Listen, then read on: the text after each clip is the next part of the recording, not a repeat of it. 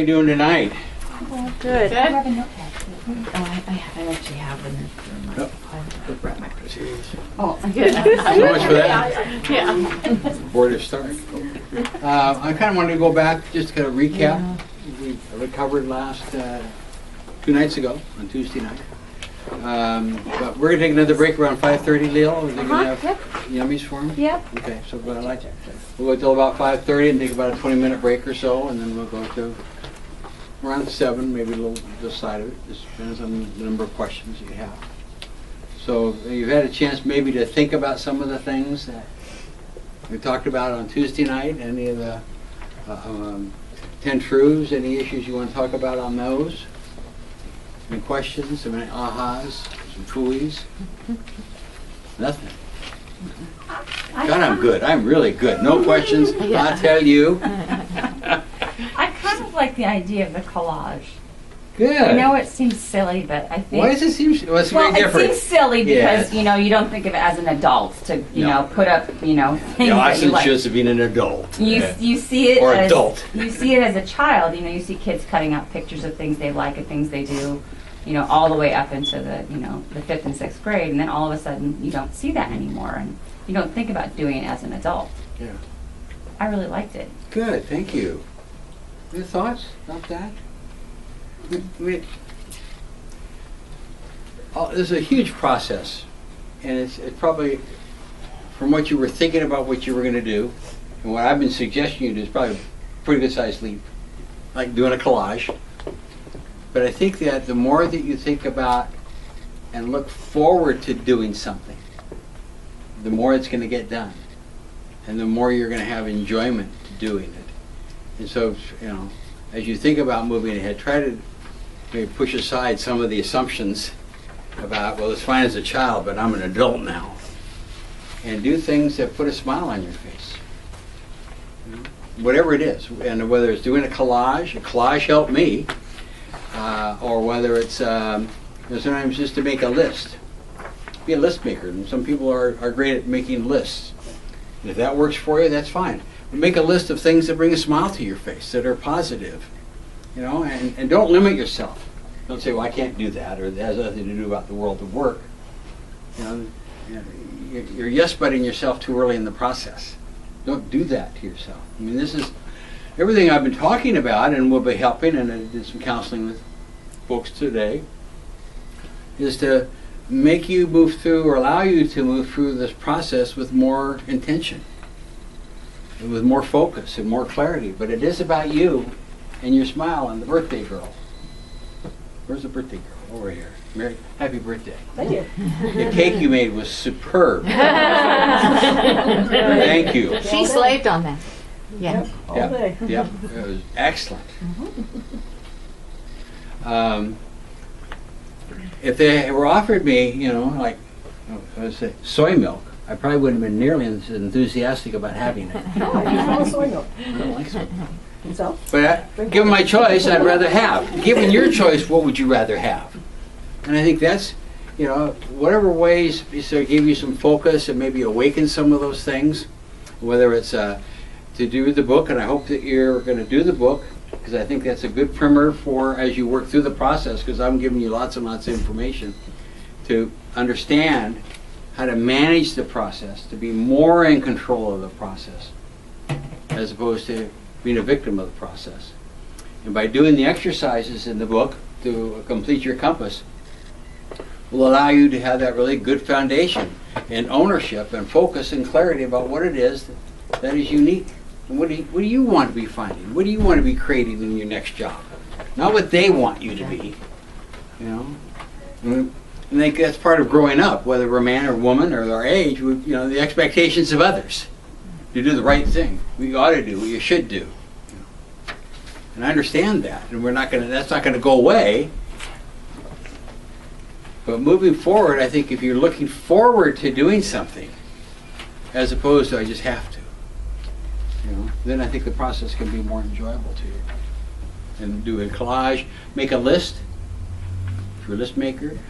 For some people to get, like like little sticky notes, and put a pad, you know, put pads around, maybe, in your living room or your bathroom or your bedroom or the kind of places where you light, even in your car. And so as you think about something, you see something or a feeling of something that feels good to you, write it down. Just write it down. Don't yes but it. And then at the end of the week, or under 5 days, or in whatever length of time you're going to, bring them together. Do you see anything? Are there any ahas? Are there any pathways there? Again, just doing things that are going to kind of help you think more positively about you and what interests you. Because in one way, shape, or form, there are people who get paid to do what you think about as fun, or do for fun. You know? Why not enjoy? Why not look forward to your next job? Thank you for the collage idea or input. Any other thoughts about it? You want to talk about the 10 truths or anything about the 10 truths again before we move forward? Was there something there that you want to get more information on, or yeah, I don't like that, or I don't know, I don't understand that, or I'm not going to, Again, I think, and I've got clients who told me what they've done is they take this or some variation of this and they tape it to their bathroom mirror. So as they're getting dressed and getting ready, they sort of read that every day. Because it gives them continued focus about how the process really does work. You know, people really do hire people they know and like. You know, and you really don't need a resume to get the process started. You know, and I think that because this is so different from the way you've been thinking in the past, it's not going to change your thoughts and your feelings. It's not going to change overnight. So I think the more you have something that is focused and positive that you can look at, you'll start slowly thinking differently. And I'm not saying you can't and shouldn't submit resumes and onto the electronic black hole, and every one of you can tell me you know somebody who got the jobs on Craigslist. It's just playing the odds. It's just playing the odds. I talked about the kind of the three main ways: the old way, the new way, and proposal writing. Any questions about that? Your compass. I think this is really important. Whether you do the work in the book, which I hope you do, and do the exercises that will allow you to complete your compass. It's your compass, not my compass.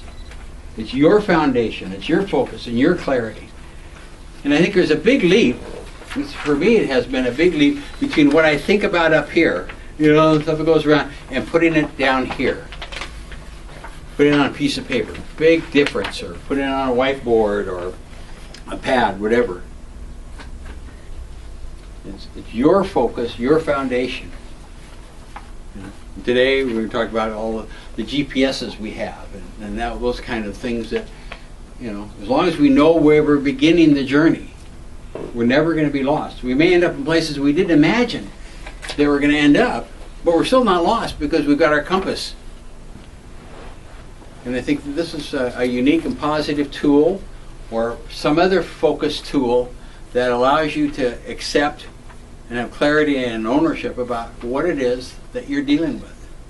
What it is that puts a smile on your face. We were talking about dogs, and I told the story of my, you know, Andy Beth's husband, who was a millionaire training dogs.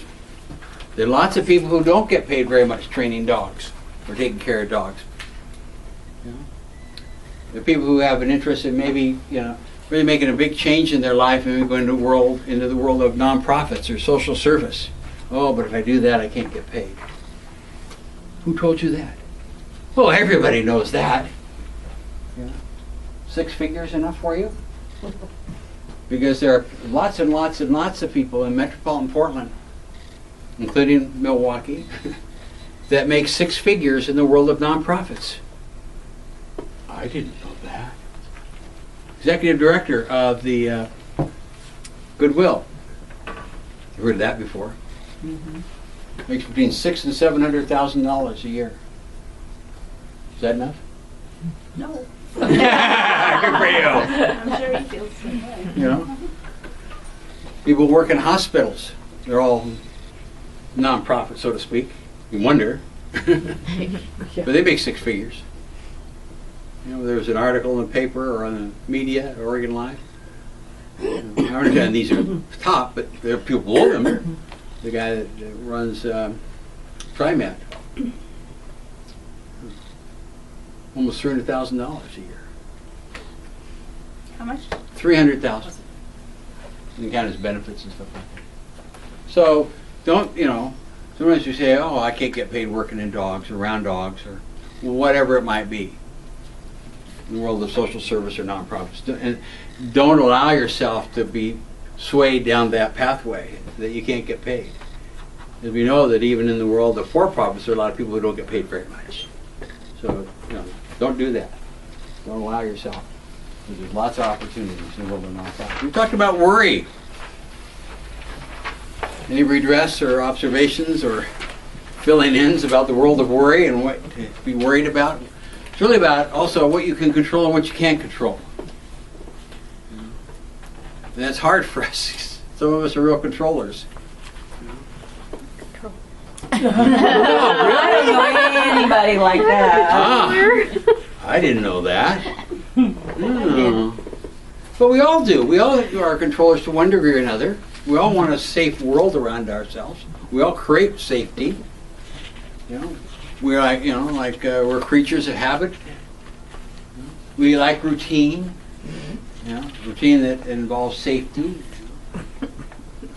My kids may not know where I'm at today. If you call them up and say, "Do you know where your dad is or what he's doing?" They probably have a pretty good idea, even though they haven't talked to me today. And probably the same would be for you. So as you move forward, there's discomfort because you have so many question marks, right? You don't know, and I want to know. So I think if you take some time to have some focus and clarity about what it is that you want to be finding and creating, what you want to be taking forward next, and then go out and talk to the world, if you will. I know that sounds enormous. Talk to your family, talk to your friends, people who you share your life with, people who are willing to put their thinking caps on for you, and verbally ask, how can I? You might really be surprised. How can I do this? How can I take these skills or abilities and talents I'm really passionate about? There's so much out there that we don't know about. But if you have focus and clarity and are willing to ask the world, you'll be amazed what happens. So focus. This little sheet allows you to talk about things you like to research. What I'd like you to do is take a minute and write down 3 areas of interest that you'd like to investigate. Okay. 3 areas of interest that you want to explore. Art, books, and research. Okay. And do you have some people in mind? I have 6. You have 6? I have 6. I only asked for 5. I know 6. Following instructions She's is not one of your no. That's because I'm interested in art and books. That's why following instructions is not. How does that feel? Good. Good. All right. Who else wants to share? Yes. Gardening / plants. Yes. Publishing and baking. Woo. You ever go to Al's? Al's Garden Center? Yes. Yeah, I've been to Al's. That's like a field trip, isn't Yeah. it? Yeah. Look at you talk about it. See, you start talking about things that you are really interested in and you just start smiling. You cannot control yourself. It just happens. Yeah. And you have some people in mind? Yeah, I had 4 so far. Okay. So how do you feel about exploring those areas? Oh, good. Oh, good. The only thing is I'm worried about is time reference. 2 of those are weekend jobs, and I don't want to work weekends. Unless I can get in the right spot. But Who told you that all pursuing. the jobs around plants and flowers are weekend jobs? nobody, but But- my assumption. Aha! At least you know where you're getting your information. At least we know where we're getting our information. I did. Because Just kidding. there are a lot of jobs that would be nights and weekends that we don't want. But that's not all the jobs. So if you don't want to work nights and weekends, that's important to own. If you live in Vancouver and don't want to cross the bridge, it's important to own that, because if you don't, then you'll easily be sucked in. Oh, just come over, or it's just a few nights and just a few weekends. Don't do that. Good, thank you. Who else?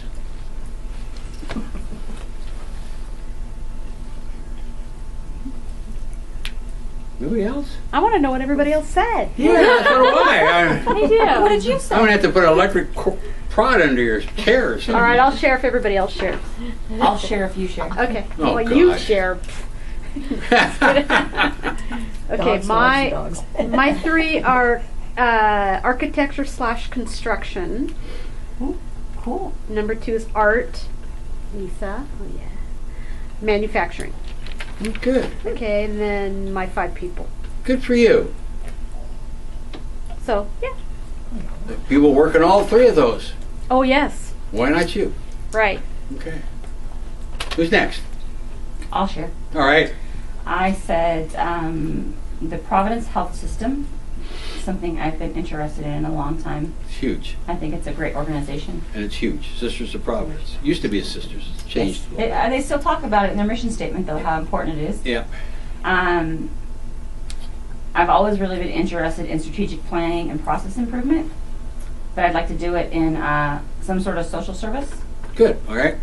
and career counseling, Oh. something I've been interested in.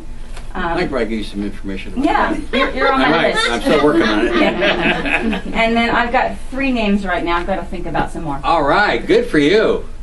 All right. So dogs, of Well, course. really? Medical coding and travel.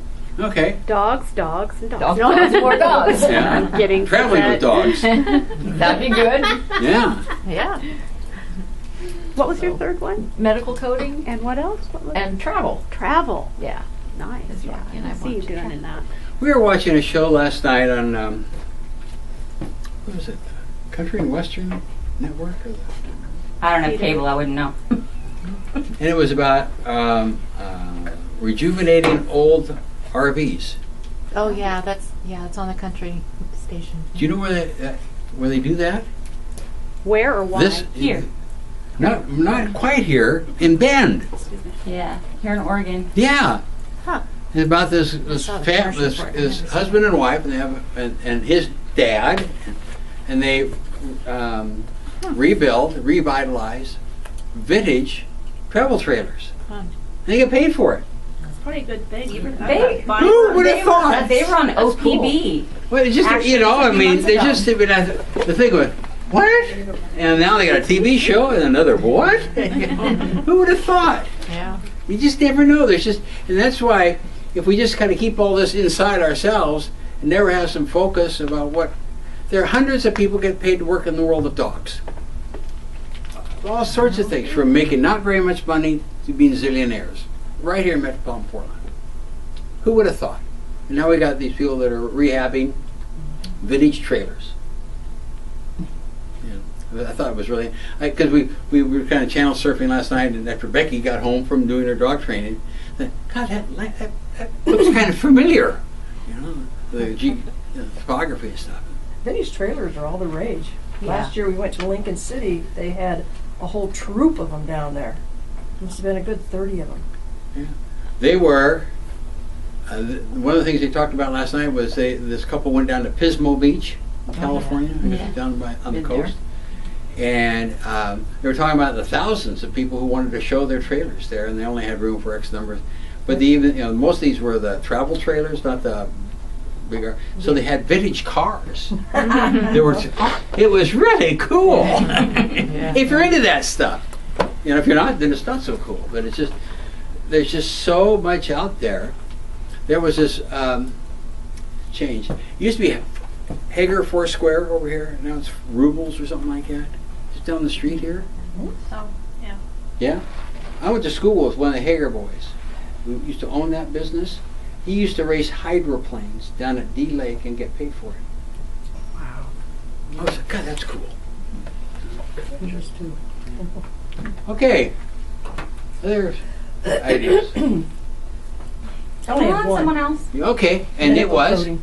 coding? Medical coding. Okay, well, two of you go together. I just think it's Other ideas? It's a growing field. Yeah, it is. Yeah. And you don't have to, you can do it at home in many cases. I could do it anywhere. Oh, I do really? the travel, I Yeah, can still yeah. work, so Yeah. it goes hand in hand. Any other ideas? Joanne. No. Like, she's. Okay. You're very crafty. I do have 3, but these were more be hobbies. Hobby? Sewing, catering, and owning a bed and breakfast. They're all jobs, though. They're all Yeah, it jobs. sounds like a They lot of are all work. jobs. Your bed and breakfast idea. Yeah. I'm just someone who you could talk to about bed and breakfast. I've thought of that before. Yeah, too. you've seen him in here before. Kevin Spanier used to own a bed and breakfast. Hello. Hello. Write that name down. My wife does. She has does a lot of I guess they call it repurposing. She's got a shop at a place called Curiosities out in Beaverton, and we were out at a place called Joanne Fabrics. Yeah. A lot of people work there. Does that do about sewing? Everything about someone. Oh, and there are people who work there. Yeah. What about you? I've been in there. Many times. Many times. What about getting paid to work there? Talking about sewing all day long. Yeah. Teaching classes there. Teaching, yeah, they had places they were looking for teachers. Hey, have you ever Never heard of a been website called Craftsy? Yes. See, Yeah. do you know that you can film videos and get paid to teach classes on Craftsy? No, is that right? Yes, it is. See, if you start having some focus and put it out to the world, you'll be amazed about what comes back. I just started following their website, and you can make a video teaching a class, and it goes out, and as people pay for it, you get paid for it again and again and again. That's cool. How would that feel? Yeah. Yeah?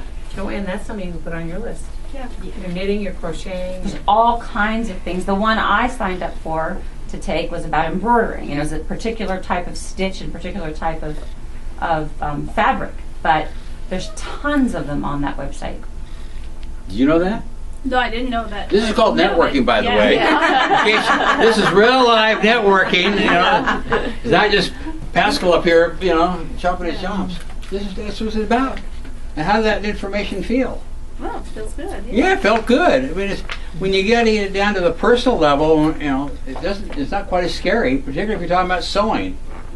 And you get two people that are passionate about. Really. And how to make you feel to share that with her? Great. See? I love helping other people. Yeah. And if I have the information, I'm happy to help you with it.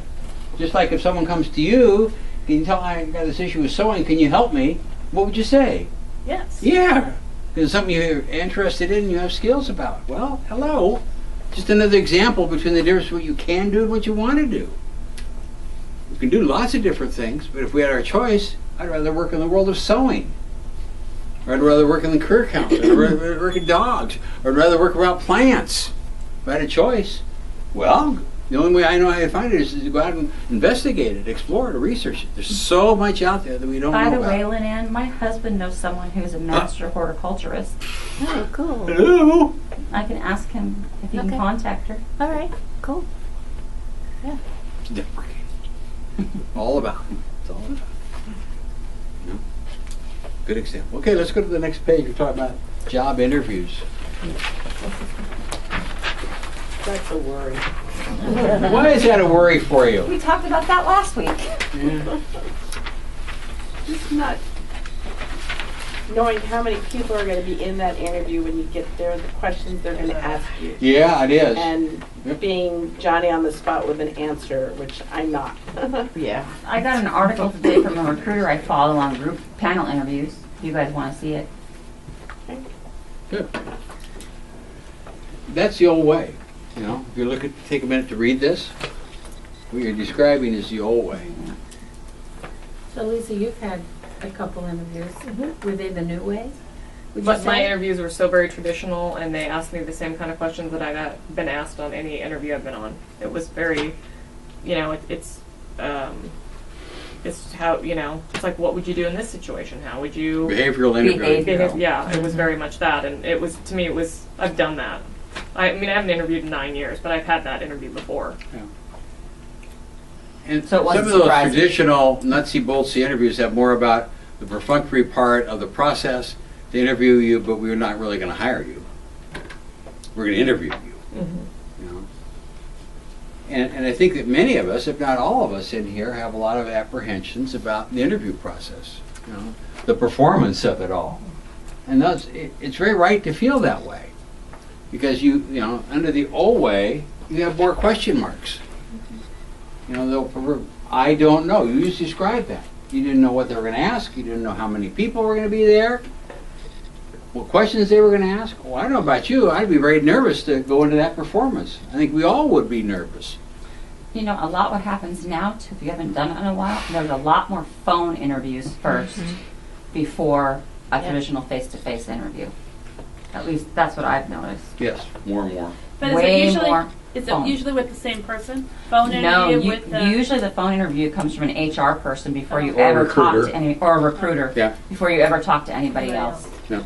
That's what it seems like anymore. Yeah. I had a client not too long ago, and what, in fact, it was with Providence, where you do a video. Oh, like a Skype?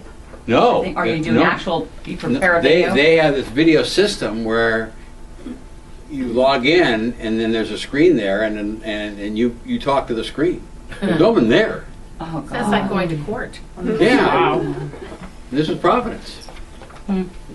So they say these are the questions they're going to be asked, and you log in, and there's a screen, and you talk to it. How about that? Can you rewind and redo Yeah, it? Like your hands. Wait, back that up. You know, there's but so much of that has more to do with the deselection process than the selection process. And I think we understand the process. It's not, you know, I keep coming back to this, but I want you to understand. It has nothing to do about rules, laws, and regulations, EEO, affirmative action, equal rights. Understand all those are part and parcel of the fabric of our society. And just from the personal level, it's not fair. You know, it's not right. They shouldn't treat people that way. You know, and those are all real, and they're all those are feelings that we all have. Can't control it though.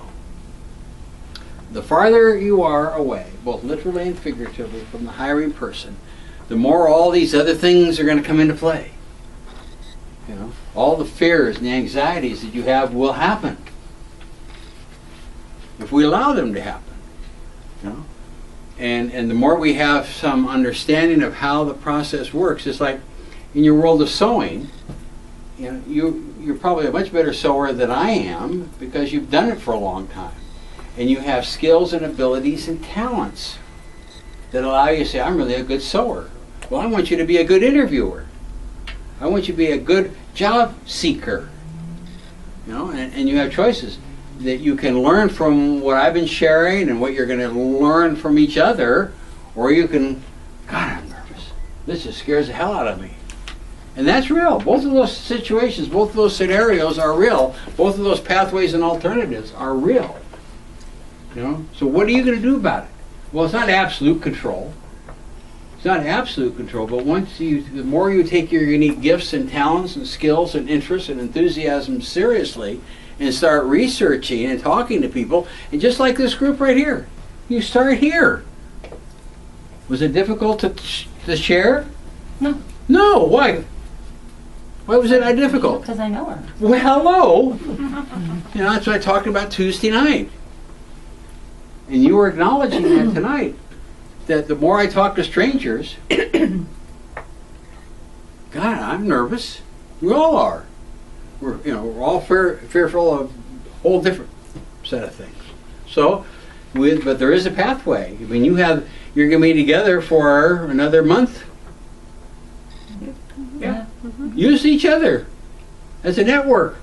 You know, just because I'm not going to be here, you know, that doesn't mean that on your breaks or whatever, you start networking with one another. Start talking about the Master Gardener program, or who do you know that might know somebody about sewing or whatever. You know, there's a wonderful opportunity to start practicing with one another because you know each other and therefore it's safer. Hello? You know, I think networking is not a process of numbers, but it's a process of the quality of relationships. Over quantity. Yeah. I mean, people say, well, you got to be on LinkedIn, you got to have a Facebook account, you got to become Twitty, all those things. Twitting. You know, not so much. Those are just tools. Those are just tools. Nothing can beat this example right here, or this example right here. Nothing can beat that. So don't allow yourself to be drawn away from the personal relationships that you have here, the personal relationships that you have at home, the people that you share your life with, that you volunteer with, or you go to social events or spiritual events or athletic events. Those are the people who are going to give you the information you're looking for, both the analytical and the atta-girl. Yeah, atta-boy. Moving forward. And that's going to be easier for you because you're going to be, there's less perfection involved. You know, I don't have to be perfect because I'm just talking to Sarah. And I know Sarah, and Sarah knows me. We have a lot of history together. So you can talk about it. And just because you haven't heard one of your coworkers here or somebody else in your life talk about the world of whatever it might be that you're looking for, remember my story about my collage? You're putting it out there, and I got all sorts of responses until I got to Bosley and he gave me a name. You never know. But I know if you don't put it out there. And so then you have all the old way, all the worries that you have are magnified and mirrored by the hiring person. You know? We talked about the anxieties that the hiring person goes through. You know, and I think we forget about that. So there's a human being that's going to do the hiring on the other side. And if they can find somebody that is a referral, woohoo, or they know somebody, that person's much more apt to get the job, whether they have the skills to do it or not. Because if I know you and like you, I can give you the skills to do the job. I can give you the knowledge to do the job. It's amazing what I can give you if I know you. And I can default to, we look at ourselves and, we're never going to be a perfect match for a job description. Because that's a laundry list. Those are just laundry lists. Proverbial must have 24, 25 years of experience and not be over the age of 19. That didn't make any sense. So all sorts of reasons to deselect. Salary history. Got to have your salary history. What does that have to do with it? It's part of the deselection process. It's all part of the deselection. All those challenges, but the most important one is the I don't know. I don't know because I've never been close enough to it. So that's where your research does. And the more you start researching and talking to people and getting first-hand information, then you start erasing these question marks that you have and all the fears you have about your interview, which is real, and you start replacing them with I knows.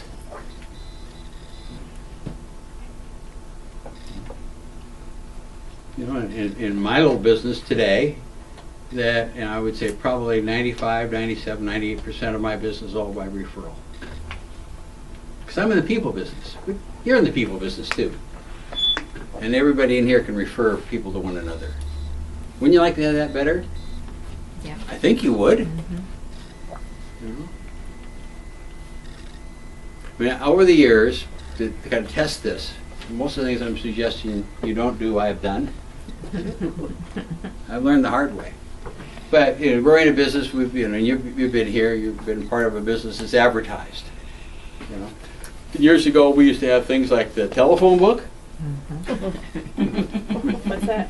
You have to be a young kid now. Yeah, And it was expensive to advertise in the telephone book. Yeah, so I used to advertise in the telephone book. But I used to, when people called me up, I'd ask them, how'd you hear about me? And I found out that nobody heard about me in the telephone book. A referral. Yeah. You stopped advertising. I did. It's a waste of money. Or the Oregonian. Same thing. Didn't get much business out of that, so I quit doing that. I understand that some people, my business is different, but I think if we remember that we are a product, each of you is a product, each of you is a brand. A very personal brand with unique skills and traits and characteristics and morals and ethics and energies and passions and enthusiasms. Let the world see that. Let the world feel that. Remember, this process has much more to do with you and how you take care of yourself than the world. They will always be out there. Remember I was talking about going to the grocery store without a shopping list. forgetting who I was, what I wanted. Or we talked about the process of buying a car, or a courtship, or whatever, and how we managed and manage those processes so we wouldn't make a mistake and be nervous when we got to the end. So there are ways that you can reduce that. And I think a lot of it has to do with the I knows through personal ownership and personal research with people who know and like you. Important stuff. I think also for me, just as a side note, and I know everybody's confidence level is different, and going to an interview is scary. It is what you're saying, and to own that. But also, just I went into an interview in a position that I knew I wasn't qualified for, but I got the interview, and I deserved to be there, and I deserved to have that interview. And that, if you have that kind of thought and you have that kind of confidence, to me that changes the game for you. It changed the game for me because I deserved to have that conversation. And I didn't know, and I was honest about it. I'm like, well, I haven't done that, but I can do that. Well, I can do that because I've done everything else I've ever done in my life. I can do these things. I don't fail at stuff. I can fail. I don't fail poorly usually. You guys can all judge amongst yourselves there. That's a whole other issue, though, isn't Right. it? Yeah. But I mean, but interviewing is it's a horrible experience. It can be, but really, to me, it was like going in there and thinking that I deserved to be there, and that was it because they picked me for whatever reason because I knew somebody because of whatever because of that. Because of your resume or whatever. Whatever it it might is, but I deserved to have that conversation with them, and I was going to show them that I deserved to be there. I think if you think about conversations you have with people, what types of conversations do you have with people that make you more nervous than being less nervous? Usually when you're talking about yourself. Mm-hmm. Yes, okay. Overall, what is it, from a situational standpoint, what kind of conversations you have with people that make you more nervous versus less nervous? When you feel they have more information than you do. Okay. That's one situation. For nervousness. Yeah. Yes, When okay. it makes you feel nervous. Like if you go to the doctor's office, they have more information than you do sometimes. Sometimes. Yeah. You wonder sometimes. Well, true. But That's why they call it the practice of medicine. exactly. But that can be a situation that makes Yes, you nervous. okay. As to yours. Other situations that would make you more nervous or not nervous. Speaking in front of a large group of people. Oh, yeah. Public speaking is right up there with the most fearful thing in the world for most people. Up there with death and divorce and stuff. Okay. Other things. What situations would allow you to be more comfortable? To know who you're talking to know what you're talking about. Yes. Feel like you have a leg up. Okay. Yeah. You more relaxed. If you felt that you knew somebody that was going to be the interviewer, or you had a feeling that, You knew what you were talking about. well, you had that Yeah. too. Yeah. Yes. But you already had a foot in the door. Yeah. Yeah. Or Very, you knew, very important. You knew about the company too, what they did, how they, how they did business. What their culture was like. What their culture was Yeah. like. Yeah. Okay. Even more basic. When you're hanging out with your friends. Hanging out with your friends. This is Whether low-tech stuff. Having dinner with your friends. Something like that. Why not do that for the job search? I mean, you have choices. We all have choices, and I'm not saying it's absolute. I can either spend half a day in front of that computer, that screen, sending out stuff. And how do I feel about that, do you think?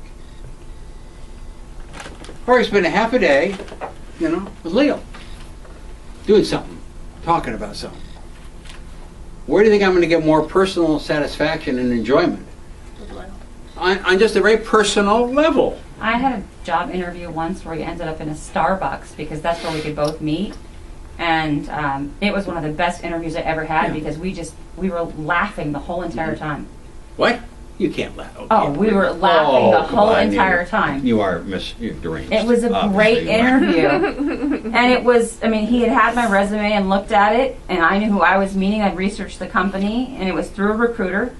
But that was the halfway point where we could meet. So we said, okay, I've never done it, but sure, I'll meet at a Starbucks. Yeah. I had another And- client not too long ago that got hired at an interview at Starbucks. And I ended up with the chai, he ended up with the coffee, and The funny thing was, he had just slipped and fallen downstairs and broken a rib. And I accidentally made him laugh, and he went, "Oh, don't make me laugh, I broke a rib, it hurts." And then I started laughing, and he laughed even harder. But it was a great interview, which led on to a second interview and then a third interview. Wouldn't you like to have an interview like that? It was awesome. Personal referrals. Staying close to people as opposed to machines. Again, I'm not saying absolute, but do with things in your life that are more comfortable for you. Hang out with people who are comfortable for you. Talk about things that are comfortable for you. You know, you and I can sit down and talk about dogs for hours probably. You know? Whatever. I mean, you know, sometimes we make this a lot more challenging than it can be. I'm not saying it isn't challenging, and the anxieties and fears that each of you have are real.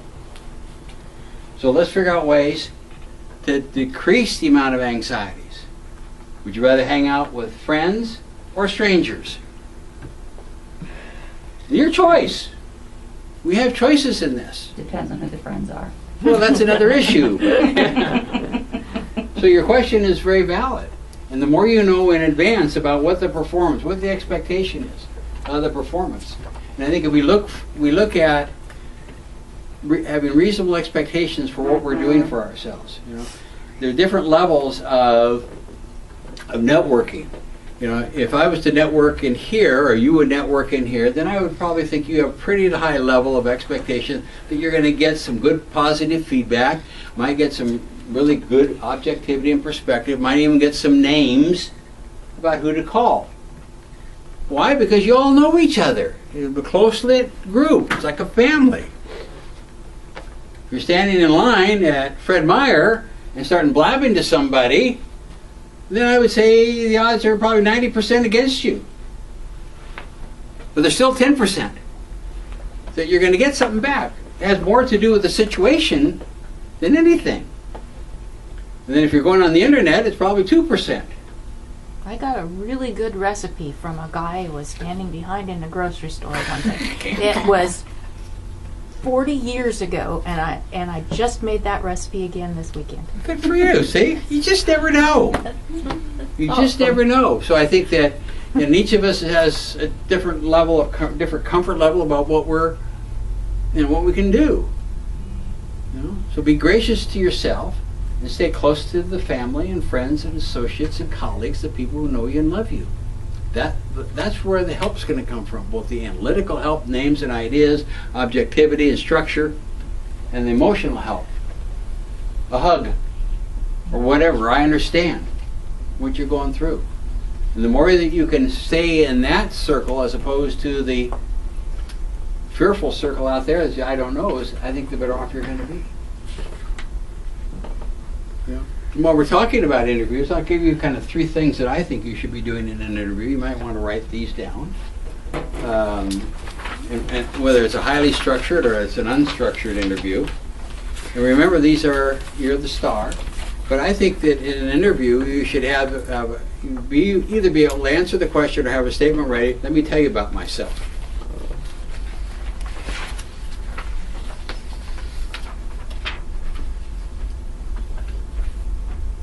And I think that should be a personal statement about you. And the good news is, even if an interviewer asks you, tell me about yourself,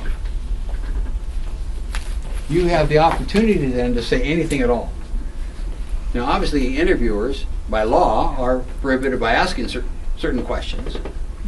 But Are you married? Do you have children? All that stuff. Yeah. But if it's an open-ended question, then you are free to talk about anything. The good news is there, in talking about everything, why don't you choose to talk about the things in your life that bring a smile to your face? You cannot make a mistake. We're always so fearful about saying the wrong thing. But I can say the wrong things if I don't say the things I really believe in. Or I'm going to say the wrong things if I don't own what's really important to me. So what you can say about yourself can be from any aspect of your life. Your lifestyle, your hobbies, your interests, whatever it is. As long as it brings a smile to your face. Because again, from a process standpoint, what you say about yourself cannot be duplicated by anybody else. Remember, people hire people that they know and like. I had a client who came up, he was a referral, potential client, came in, he was out of California and Lake Tahoe area, but his girlfriend was up here and she knew of me, and so we got together and we started talking. And I said, well, tell me about yourself. Well, yeah, he was a ski instructor. I learned to ski when I was 9 years old. I was on the Mount Hood Ski Patrol. Wow. Taught at Mount Hood Meadows. So I wonder what we talked about then. Skiing. so much for the full interview, huh? That was the interview. No, there was more to it.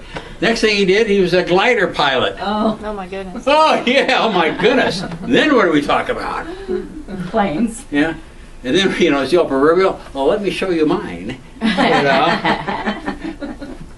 That was the interview. And guess what he did? He signed up. And I think it was really as much about our What? passion for skiing and our passion for flying as anything. And the assumption is that if he can do that, he's going to do everything else I really need for him to do. Well, same for each of you. Let the world know what you're interested in. What you're, if it's about your family and your friends or your interests or lifestyle, but what puts a smile to your face. And you can't say anything wrong. Because if you say something wrong, if you say something and this person doesn't like it, you want to continue on with that person? I don't think so. You're talking about looking for right cultures. I had a client who came, another referral, and she came into my office, and she was very pregnant. And she said, I just want to come in and introduce myself. As you can see, I'm going to have a baby shortly, and then when my maternity leave's over, I'll come back to you. And she came back, and had all sorts of, she'd send me pictures and all that kind of stuff. And she came in, and she had this idea about this company. She'd seen an ad for this company. She was all excited about it. Very well-known company.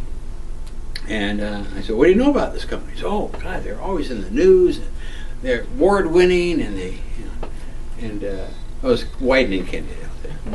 And now they work at the Super Bowl and all this kind of stuff. And I said, oh, yeah. I said, I think it'd be a great company to work for. I said, what do you know about the culture of the company? Well, it must be great. It must be a great culture because look at all the work they do. And I said, well, I know a little bit about them because they're also one of my clients. And I know that one of the reasons that people leave there is they don't like working 50 to 60 hours a week. Yeah. What? Yeah, that's the culture there. And I said, now you and your husband just had a baby, and it wasn't a mistake. I said, you probably could go there, and you probably make a lot of money, but you wouldn't see your child very much. Is that what you want? She now works 32 and a half hours. And actually she's making more money than she would have made at Widening Kennedy. But she had to own first that she didn't want to sell her soul to the whatever. She didn't want to work nights and weekends. Oh, but I got this wonderful job for you, nights and weekends. For 60 hours a week. Or more. Or more. Yeah. I mean, those opportunities are out there. So part of telling your story to somebody about yourself is, what are you bringing? The second thing is, in answering questions, you're talking about what to say, is in the book, and we'll talk about this probably individually with you when we're talking about counseling, is to answer with what I call story files, skill stories, trait stories, interest stories, using a format of what, how, and results. What I did, how I did it, with what results. It allows you to brag. Can you say that again? With No, what? I can't. That was it. I know you One can't. time, Would I'm not you paid please? enough. I'm okay. Easy, please. What, how, and results. What I did, How, and results. what I did, how I did it, with what results. It allows you to brag. And again, bragging is very difficult for most of us, isn't it? We've been raised not to. I don't care whether you're man or woman or age. It's bad manners. At least it's very impolite. And so by your research, and again, the research is to find out what kind of challenges the company is facing. What kind of skills or abilities or talents does that company really need to help overcome the challenges? How are you supposed to figure that out, though? By your informational interviews With whom? with the people who work at those companies. If you're interested in research, you're interested in Wieden Kennedy, your focus should be try to talk to people who work at Wieden Or who Kennedy have or worked research, there. or have worked there, or through network groups or social media or Glassdoor or Angie's or wherever. Just keep looking around. You want to find out what their challenges are. What's it really like to work there? What's the culture like? But more importantly, is that every company has challenges. If a company didn't have challenges, they wouldn't need employees. So by your research, by your investigating, you want to find out what their challenges are, and from their perspective, what kind of skills or abilities or knowledges or traits, whatever the issues are, would help them overcome those challenges. And more than likely than that issue is going to become the fodder for the job interview. So to be prepared, you're going to prepare what we call success stories or skill stories. I know this is a lot. That's why I want you to read the book, because we have a whole section on this. So when the interviewer says, can you give me examples of your skills as they relate to this job? Oh yes, I've done the research and I find that you're looking for people with good product design skills. Isn't that correct? And they say, yes. Well, let me tell you about the products I've designed.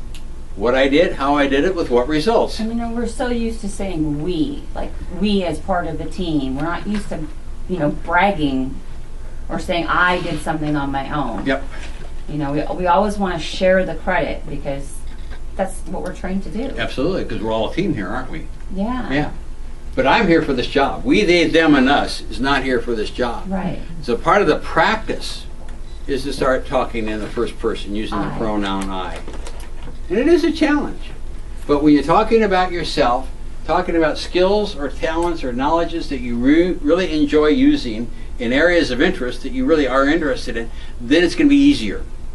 And you will light up. You will light up. And over the years, as you might expect, I've been involved in lots and lots of practice or mock interviews. And I'll tell you, when I hear we, they, them, and us coming out of somebody's mouth, the energy level is just, But when I hear the word I as a member of the marketing team, and they take ownership, then the teeth hang out. It's all high-tech talk. But again, you're selling yourself. Much easier to sell yourself when you've been pre-sold by a recommendation, by a referral, by an advocate. So I know this all sounds very intimidating. Another key part to an interview is to do what I call reality checks. Very important when you're doing a telephone interview. Did I answer your question? Am I giving you the information you're looking for? You see how my previous skill would be of value here at? So you're getting some feedback from the interviewer. And if you've done your research and you have a good focus about what your questions should be, or your answers should be, right, then you're probably going to get, oh yeah, that's exactly what we wanted to hear. Well, how's that going to make you feel? Good. Yeah, good. As opposed to, woo, I don't know. Particularly with telephone interviews, because you can't see the other person. Yeah. All you can do is hear them. You can't gauge their reaction. No. So the only way I know is to do a reality check. But sometimes you can hear the smile in their voice. Sometimes you can. Yeah. Yeah. But, words in terms of interpersonal relationships, words are about 5%. Particularly in the interview. Body language. It's the body language. It's what I see, what I feel, what I hear from you, beyond the words. Has much more of an impact. So doing some check-ins, doing reality checks, using the pronoun I in a format of what I did, how I did it, with what results. I know this is overwhelming. That's why I want you to read the book. Do the exercises. We have a whole section on storytelling, story files for you. And for those of you who have unique questions, when we do the counseling, we'll answer that, or I will. And then, a good salesman, the last issue of an interview is that I want you to ask for the job. I want the sale. This is hard to do. I understand that. But I think if you talk about, and again, put some credibility and ownership in that declaration, I want to let you know how much I'm looking forward to working here, how much I like, to be considered positively for this job. But more importantly, it's because I bring the skills and abilities and talents to be successful here. And I'm really passionate about dogs.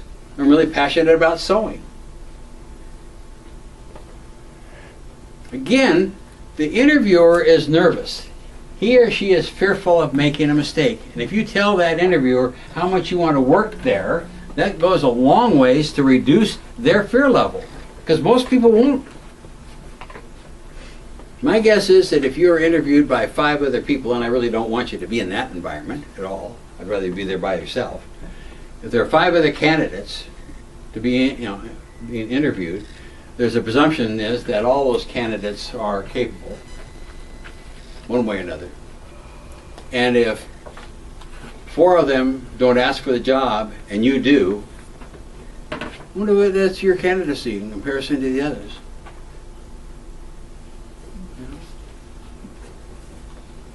Like making declarations is really important. And, I know that there's anxieties and fear attendant with that. But you got to let people know because they're fearful and if they don't know. Well, I love you. Well, I didn't know that. We've dated for 15 years. You never told me. Well, you should have known. Yeah. I assumed you knew. We've all gone through crazy things like that. And we can remember this. One of my 10 truths. This process is 90% emotional for you and for them. And the whole process of interviews is crazy business. And it has more to do about the safety and security of the company or the organization. For a whole host of reasons. You're talking about having a panel. A lot of companies have panels because nobody is responsible then. No, it's all by consensus then. Yeah. I really sucks. didn't want, she didn't work, I didn't hire her. I really didn't. I just said yes because everybody else did. You've never done that before, I'm sure. Oh, they're awful. Those are terrible. I don't want you to go there. All the things that we're fearful about can happen. Don't go there. And if you are there in a panel interview, just focus on the person who's asking the question. If you ask a question, I want to give you 90% of my eye contact and body language. I don't care. I don't want to assume that somebody else has a different title that may be more important. I don't know who has the votes. So one way you make it easier, instead of playing swivel head and answering your question. That goes against all the other advice, again, of giving everybody equal attention that's asking you. If you ask me a question, though, Yeah. and I go over here, I'm giving equal attention. She asked me the question, how you feeling? Yeah, exactly. How think she's feeling now? I don't care what it goes against. I'm talking about how it really works. If you ask a question, I want to answer your question. I can do this, but did I answer your question? And how do you feel about that? Next question. I go over here. Instead of trying to do this, pretty soon I'm going to fall off my chair. So just reduce it down. Don't worry about whether you think that she's got more of a vote than she has. You don't know, so don't worry about it. And even if you think you know, you might be wrong. Yeah. In one of my businesses, I made a couple of bad selections about a secretary. And the secretary really kind of worked in there adjacent to our accounting department, and when she wasn't doing work for me, she did work for them. And my controller, she'd been with me, 13 years or something like that, and she was really the boss. She just let me think I was the boss. And she knew we were going to replace the secretary. She says, Peter, next time you interview, let us come in. Let us be part of the interview. She'll get it right this time. Yes, Roberta. And so the next time we interviewed, I was the owner of, and then I had Roberta over here, and I had a Roberta here, and I had a Hilberta here. Hilberta. Hilberta and Roberta. Guess who had the vote? Guess who had the votes? Them. Them. Yeah. I was on. Yes, dear. So you just never know, and that happens all the time. You just never know where it's going to come from. But again, I think it's how you get there. I was running a group yesterday morning, and people were talking about how do I get the interviews, and I'm having a hard time getting interviews. And they say, well, how are you getting to them? Why are you looking? On the internet. Even if you get an interview via the internet, that's through the public way. It's through the public. It's through the front door. That's where all the competition is. Hundreds and hundreds of people. If you can see an ad, guess what? The world can. You know, when Solar World opened up out in Hillsborough, and they hired, I don't know, it was 500 or 600 people. It was a big hiring a few years ago. And I think it was a business journal, did a follow-up story about where the people came from for Solar World. And it was really interesting. There were people from literally all over the world to work at a manufacturing plant in Hillsborough. Who would have thought? Yeah, there were a lot of people from around Portland and Portland Metro, but there were people from Asia, from South America, from Europe. For some craziness, people want to move to Oregon. Who would have thought? It's where the young go to retire. Yeah, that and clog up the freeways. But that's a whole other issue. And so I think that what we forget is that as marvelous as this thing called the computer and the internet is, and it does have a lot of things going for it, it also opens up our little geographic niche here in Milwaukee to the world. And because we get isolated, we think that, well, it's just down the street, I stand a really good chance. Well, maybe or maybe not.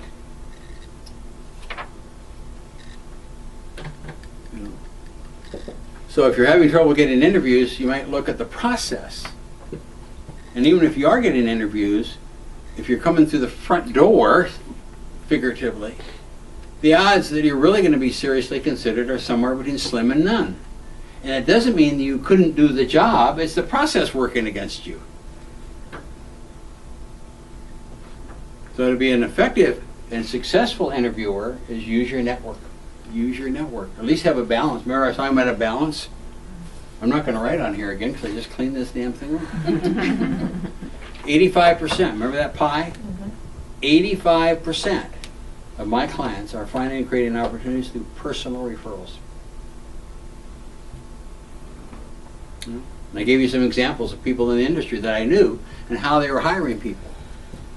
But that still leaves 15% or 20%, whatever you're comfortable with, of the internet or staffing or recruiters or Craigslist or whatever it might be. Those all have some part of it. So I'm not going to say that if you're looking on Craigslist it's hopeless. I'm just saying, by God, there's a lot of other things going on. Remember that the internet has no boundaries to it. There's very few filters to the internet. Very few filters on Craigslist or other places. People can put anything on there. So be watchful of what you see, because what you see may not be what they say. Years ago, for some reason I was on, and I think I was on Craigslist, and I was, because I own the business, and I was looking for how I might be able to get better numbers on my website. It's foolish that I was thinking about that. And so somehow I was looking for search engine optimization people. And there were people advertising that. And I kept seeing this ad for what I assumed would be a young guy, maybe in high school or college, that was doing this with his help of his dad, who was in high tech. And because it was Portland, I thought, well, high tech, he was probably working for Intel. Very kind of family oriented. And I thought that I kind of filed it away. And I saw this 2 or 3 times over some period of time. So I said I had to follow up. It was based out of Portland, Maine. I was just, you just never know. So be careful. Be a careful and thoughtful and careful consumer of information. What do they say? It was too good to be true? Probably is. Yeah. And remember, anybody, and the sad thing is that there are people out there that are going to prey on us who are looking for jobs, because they know we're needy, emotionally needy. And so they'll put out all sorts of stuff out there that will look like jobs, but bait and switch. They're looking for something. They want your information.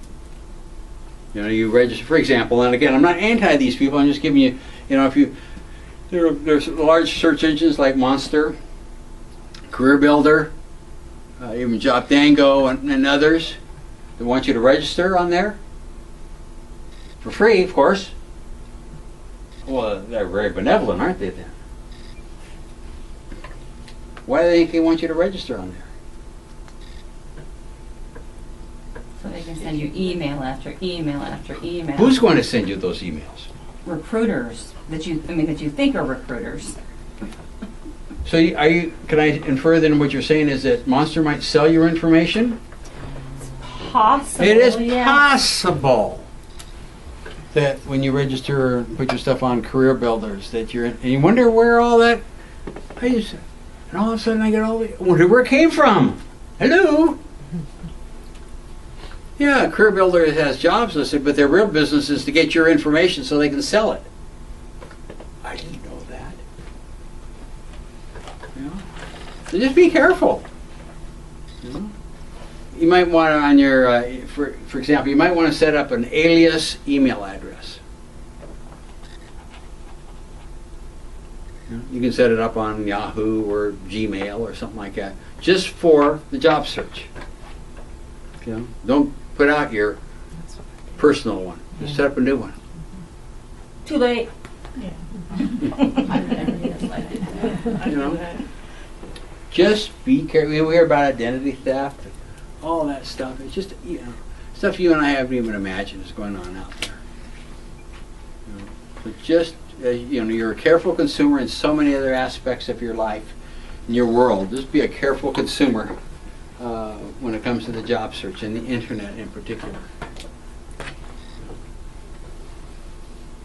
Maybe if you're interested in Joanne Fabrics or Hannah Anderson or Reesers or Portland State, if you go to their websites, maybe their information is a little bit more believable than just a general job search engine.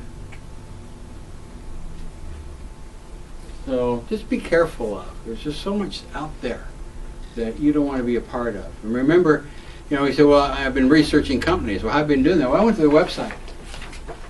Well, is the company going to tell you that they're just going bankrupt? Is the company going to say we've got lawsuits? Is the company going to say we work our people 60 hours a week? I don't think they are. If you don't buy from me, I can't save you any money. For the love of cars, best prices in town. Do you believe all that? No. In other aspects of we like to think that we're careful consumers. Well, be a careful consumer on the internet. Be a very careful consumer on the internet. And have a balanced approach. I had a client years ago who said, I'm going to go out and do all my networking and researching and out of the house stuff first before I get on the internet. Because once I'm on the internet, I won't get off. So she had a plan that got her out of her house up and out every day. To have coffee with a girlfriend, or go to a network group, or take a class, or volunteer, go out for a walk or a jog, go to her church or synagogue to volunteer, or go to the Humane Society to volunteer, or whatever it was. So she got around people and had humanoid interaction. And then only when she was done for the day, in the evening, she'd get on the internet. That's what we call the plan of action. It's using the internet as a tool and being respectful and responsive to that tool. It's very much stranger to stranger. A lot of good information, a lot of good stuff on there, but just be careful. Use it as it could be a tool for you. Okay? Questions? Old way, new way. You want to take a break now? We're going to go into resumes. Or do you want to go a little bit farther and then take a break? Is everybody doing okay? Do we need a break now? I don't care. That kind of Doesn't really make sense. Okay, we'll go a little bit longer then. Okay. Is that right? A little bit. Okay, yeah. I'm going to give you a reading assignment then. A friend of mine, Yana Parker, wrote a nice piece on tips for resume writing. So before we take a break, why don't we take a few minutes, and there's 2 sheets from Yana about her view on resume writing, what it's all about. So we take a minute and then we'll talk about it. Talk about what are your fears and anxieties or hopes of resume. learning typos. Too much, not putting enough. Yeah. All the I don't knows. Do you specialize? Do you not specialize? then when they call you, it's like, which resume did I send them, if you specialized it, especially when you go to a blind Yeah. PO box. Yep. Don't do that. You don't know who you're sending it to. Don't do that. You'll be amazed and surprised and disappointed and angry about what comes back. Or nothing. The company isn't worth putting their company name out there, then they're not worth going for, in my opinion. I would not, I don't mean to be snotty about it, I would not be sending resumes to blind PO boxes. I wouldn't do anything if you don't have sufficient information to have a good sense of who you're submitting to. And really, if we're doing it a blind PO box, that really speaks more to us and lack of clarity and focus about where we're going.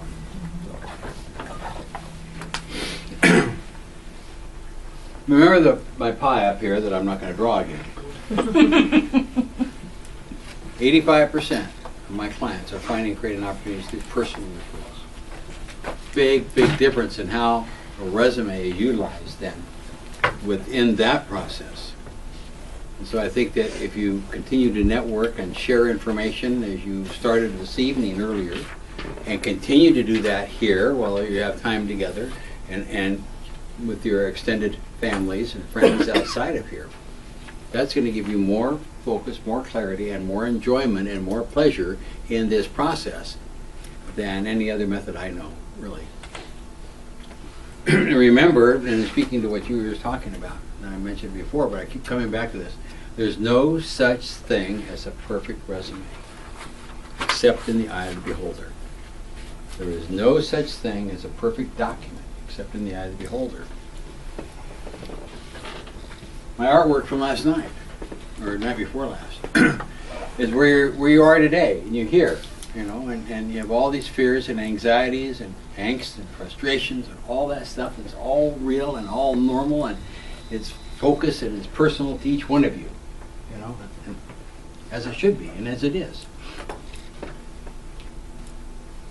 You enjoyed networking, you enjoyed talking with one another. Most people don't enjoy sending resumes down to the black hole, whether it's to a company or a P.O. box, because nothing comes back. Nothing comes back. And the other thing, if we use a resume and put it out to the world too early, it generally keeps us stuck right here. And I don't think that's where you want to be, is it? You know? And people will be gracious because they don't know any better, or they just want to get rid of you. Well, can you give me a copy of your resume so I can help you? My experience is very rarely will that help ever materialize. You know, it goes into the round file, or goes under on someone's filing cabinet. It's not to say that it can't, but on balance, earlier on, if you're talking to people, they say, give me a copy of your resume, that generally ends the conversation right there. Because think about it, what do you think the odds are that when you're presenting yourself to an individual and talking about a job, that they're going to have a job at that very moment that they think would be a perfect fit for you? Slim. Pretty slim. That's why networking and investigating and researching is a process, not just an event. And if I'm putting my resume out too early, it generally goes to dead ends. Whether it's the personal dead end, give me a copy of your resume, and I'll keep you in mind. Now what do you do with that person? Nothing. For most of us, it's done. You know, so you try sending maybe 4 or 5 people you know, and you talk about that, and you get that response. Now those 4 or 5 people are gone, because all you are is a job seeker to them, which is very different than an explorer, an investigator, and a researcher. So be careful about sending resumes out into the black hole. More often than not, you're going to get nothing back, or you're going to get some surprises back. Use during the process when somebody knows you, gets to know you through your network. Say, God, we really would be interested in having you, or considering you to work here with us at Joanne's Fabric. But I need a copy of your resume so that I can forward it to somebody or give it to somebody. That's a very different conversation, isn't it? Because now you know the person who's asking for it.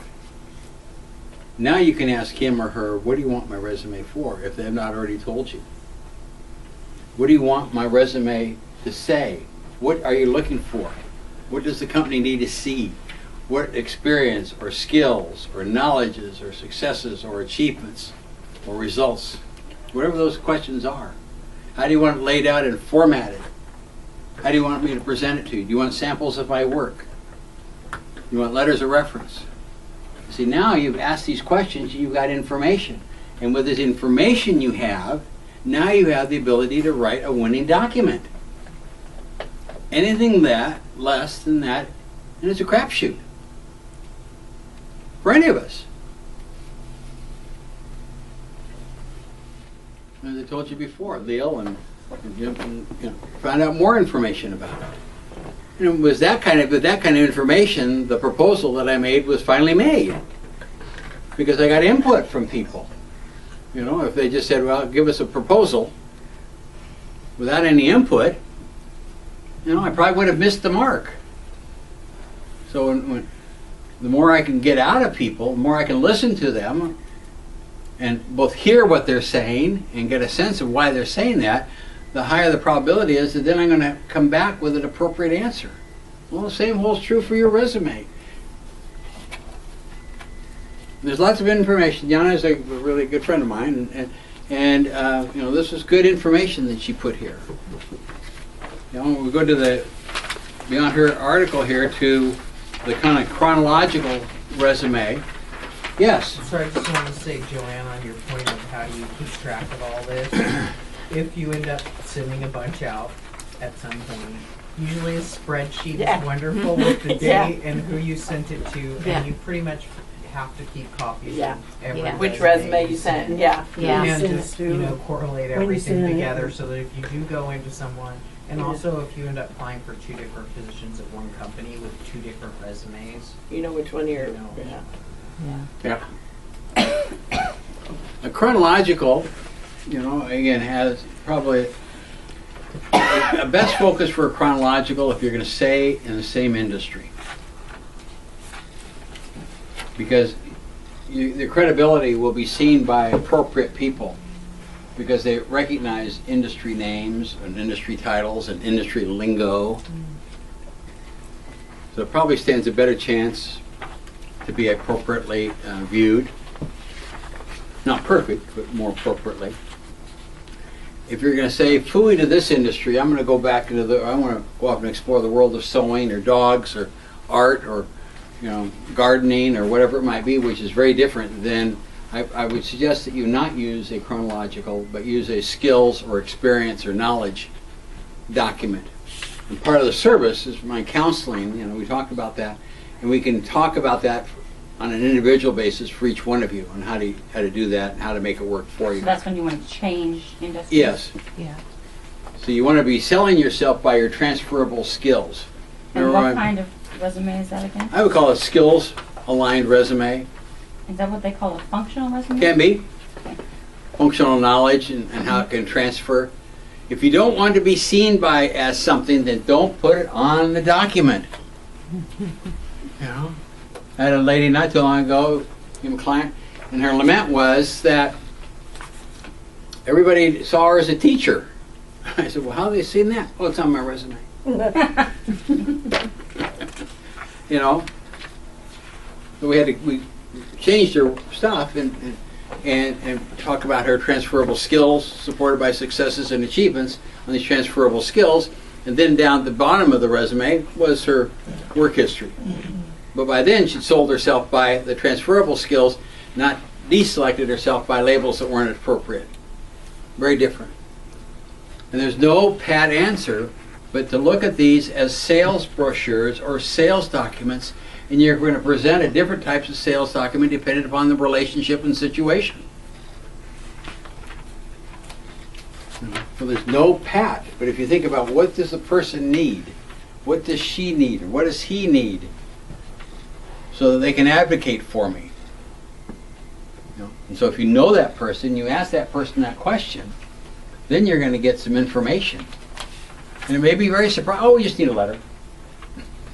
Or just give us an outline of. Oh, okay, I can do that. But if we don't have that, then we have all the angst that are attendant with and try to write this winning resume when we don't know who's going to see it. That's where a lot of the fear comes. when I don't know. So what I put out there is what I put out there, you know. And I don't know if any of you have taken the time or had even had an interest to go to our website. I have. And thank you. And you know, my business, it's very personal. And so when you go to my website, who do you see? You don't see Maxie, you see Peter. And there's a video. So you see and hear me in action. Because that's who I am. That's my ad. You know?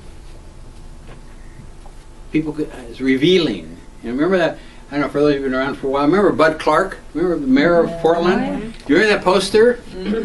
Exposing yourself to art? I have that poster. That's what you need to do.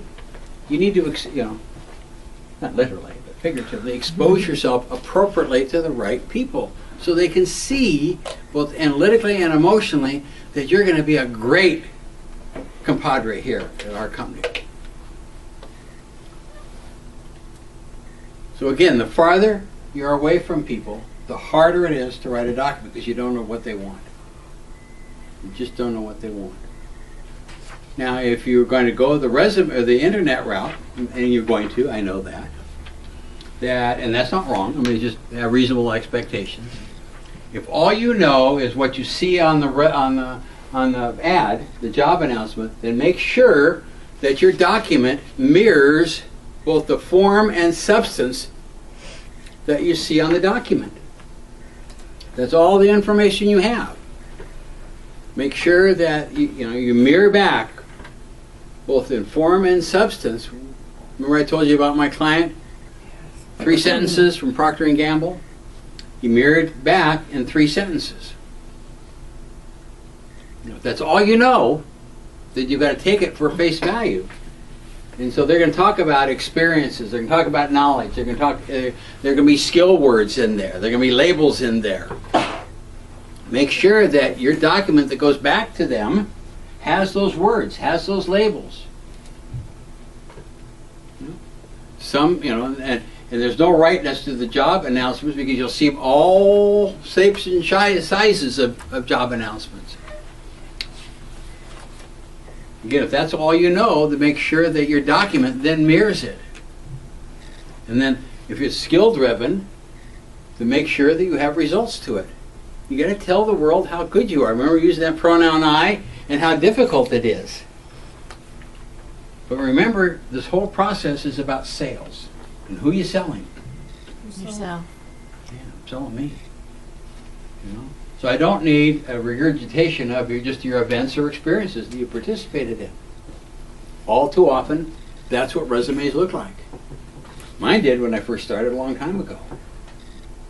Mine was as bad a resume as I've ever seen. You know? You got to tell the world that you made a difference. You know? And you worked here for a long time. Did you make a contribution to the company?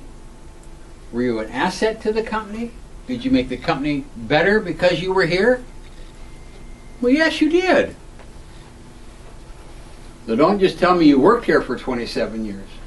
Tell me what you contributed to the company over that 27 years. Talk about your successes. Talk about your achievements. And they're just yours. You know, getting things done on time is a success. Getting things done on budget is an achievement. Don't minimize those. As a member of the art department, I participated in X numbers of whatever they are.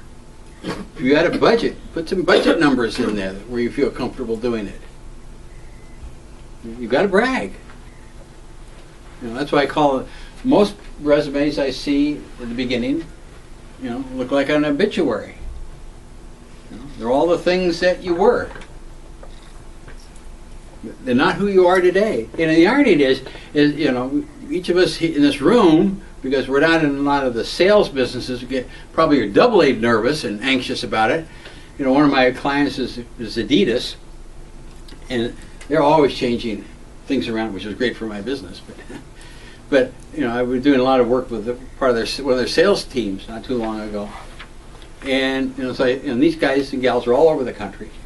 And they they call on the Pennies and Foot Locker and Dave's and all those companies, big companies, and they sell a lot of stuff. And almost to a person, I got to get my resume done. Here are people in sales. Every day they're in sales.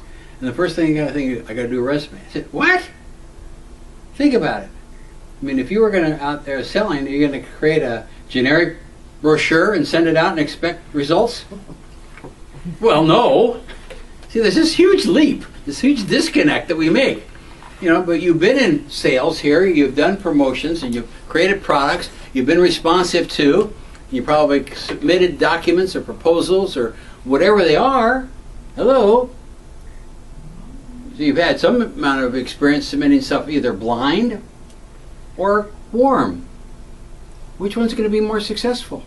And which one's easier for you? Which one is probably even more enjoyable? So you've experienced it already. So I talked to these people who have been in sales. I said, if you want to get your product in Foot Locker, would you just send them a note? Well, no. Why? Well, not going to get anything. AKA, send them a resume? So you want to get your shoes in Foot Locker, what are you going to do? Look at that as a process. Well, I call on them and get to know the buyer or the manager and find out what their challenges are and who the competitors is and what their pain levels are and where it is, and then I do a proposal. Hello! Here's the people who are in sales and they can't even figure it out sometimes because it's too close to them.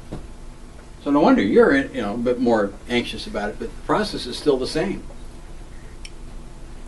And if you stay in the circle of your friends here and the friends outside of here, then your documentations, whatever it is, probably stand a better chance of working for you rather than against you.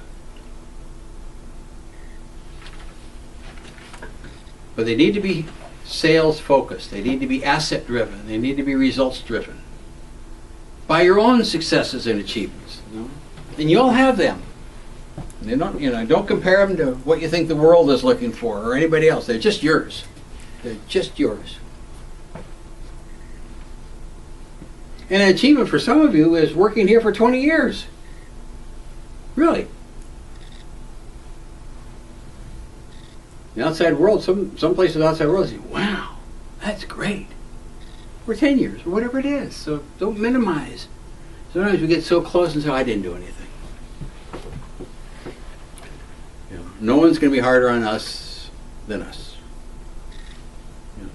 That's why you want to utilize the counseling, but also use each other in terms of the documentations. Also think of the documents you put out, and you're certainly in the visual business here. I can see all the visual things that you're involved in back there. The paperwork, the documentation that you put out also should be visually pleasing.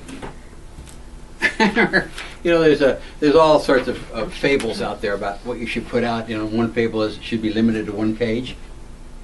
You've probably heard that before, maybe not. I had one lady that came in to me and she had hers one page. She had it from border to border and like 2-point type. But it was one page. I couldn't read it. So again, like all the stuff that you do around here, all the stuff you put back there, there's a focus and a goal and an application, isn't there? Because you want people to use it. You respond, whatever the words are in your industry. So make sure that your documentation then is also visually pleasing. I had a fellow that started with me not too long ago, and he did everything in light blue. Yeah. He thought it was cool. I said, yeah, but it's hard to read. And if I can't read it, I'm not sure other people can. Some people try to make it really stand out by bold and underline and different sizes and shapes of type. Be watchful of that, particularly if you're sending it out in the black hole. It's going to work against you. Because Taleo and PeopleSoft will deselect. Software programs will deselect bold, and you get underline and too many different sizes of type. They deselect it. Spam. So be careful of that. But on the other hand, again, there's no pat answer. Years ago, I had a lady who, before the internet, so it was quite a few years ago, that was wanting a job in the newspaper business. And her document looked like the front page of a newspaper. How creative. You know, hello. No. Interested in art, graphic design? I had friends in marketing made hers look like a fold-up brochure. She got the job. Yeah, I mean, be creative. I mean, you know, we talk about, you know, some of your graphic designers and in the graphics business. Well, hello. Let me see it. Let me feel it. Another lady who was an excellent writer, and she got a job, very nice job with the state of Oregon. Her document was, I think, 5 pages. Well, that flies in the face of everything, doesn't it? Mm-hmm. But her her document read like Pulp Fiction. You know, you read this, and you know, instead of analytically, we have to have a smooth page break and all that. Hers, and John went after. Oh, wait, just pulls you through. She was a master storyteller. But the job was head of public relations for the state of Oregon, a storyteller. So it had to be able to be read. Yeah, she got the job. You know, so there's no answers to it, except what is a good ad, what's a good brochure for each one of you. And each of us is different. Each of us is different. You know, but the more you claim and own what's unique and special to you, and then research and create something that's appropriate based upon the input that you get back. And then it makes it so much easier. So much easier. But be watchful. You know, on this, I talk about name and address. I wouldn't put the address, except your email address anymore on here, and maybe a phone number. I wouldn't put your physical address. Again, I think that's in the last few years where we've had so much identity. Bless you. Identity theft. You know, I think you need to be really careful about that. I think that I strongly suggest that we set up an alias email account. You know, Peter at Yahoo or Peter at Gmail or something like that. And that way you can find out, you know, you get a sense of why you're getting stuff at those addresses, who's looking at it, and where's it going, as opposed to your personal. If you do use your personal, make sure that it looks professional. You know, I appreciate that each of us has the privacy of a desire and the personal to create an email that is personal to us, but now you're in the business, you know, and I'm not sure that fancy pants at is appropriate. Bless you. You know, so that's why I think an alias that looks more professional. And another thing, you know, we do a lot of communication by emails, and that's fine. We also do a lot of communication by phone. And we have this wonderful thing, most of us have it, called a cell phone. You know, we all know how infallible they are. They're always perfect, aren't they? Understand that in the process of how you're communicating with others. And if you're asking people to communicate with you by voice, you know, by your cell phone, listen to your message. You know, is your message, and I understand it's your phone, but you're asking business people to communicate with you. And if they get your email, if they get your voicemail, and it's 3 laughing hyenas chasing the 3-year-old kid around the merry-go-round, I'm not sure that's professional. And that may turn people off. So, you know, listen to your own phone, listen to your voicemail. And is it professional? Is it clear? You know, and does it give the person enough information to know that they have actually reached you, and also enough of an invitation that they'll leave a message? If we still have landlines, and so we're using a landline number, and the landline is at our home, and we share our home with other folks. That could be dangerous too. Like your children answer the phone. Yeah. Yeah. Yeah. So look at the message that's on your landline, and is it the 3 barking dogs? you know, again, you might, for the time being, for the duration, you might want to change it. If you know, you got the kids and other people that are using that phone answering it, you might want to think about that and how you are going to modify or monitor that situation. Oh, I forgot to tell you, they called a couple days ago. You know, again, that's part of the world of communication. Now, from your standpoint, when you call somebody, you know, make sure that you understand what your agenda is when you're calling somebody or emailing somebody. You leave a message and you can't retrieve it. You send an email and you can't retrieve it. So make sure that you understand what your agenda is when you're communicating outbound.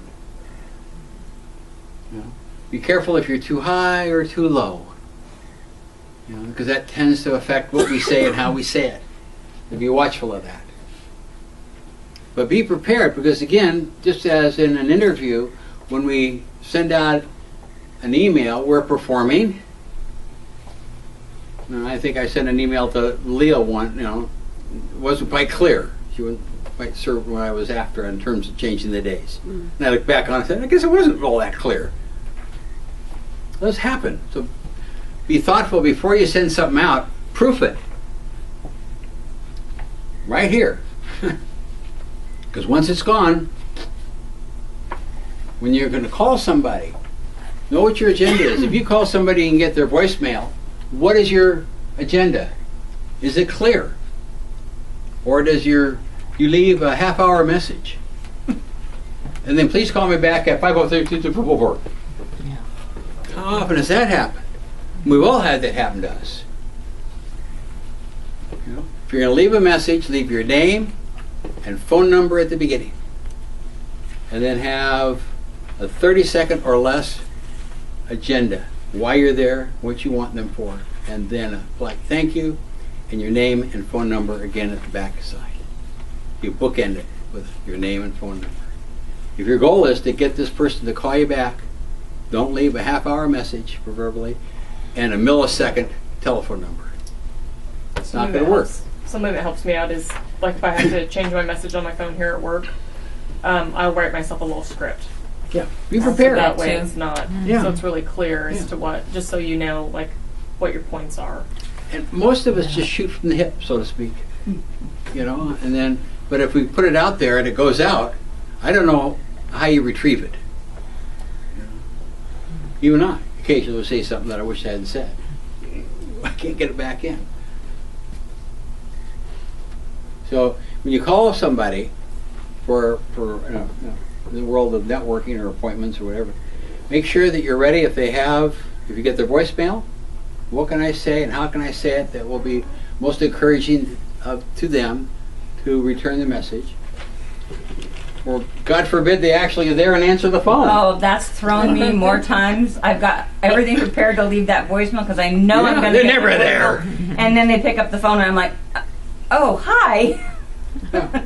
I have a friend of mine who's in the business, he's retired, and he has one of the clearest voice messages mailbox I've ever heard of. There's nothing in the background. And he says, hi, this is Larry. And then there's this pause. and it's by design.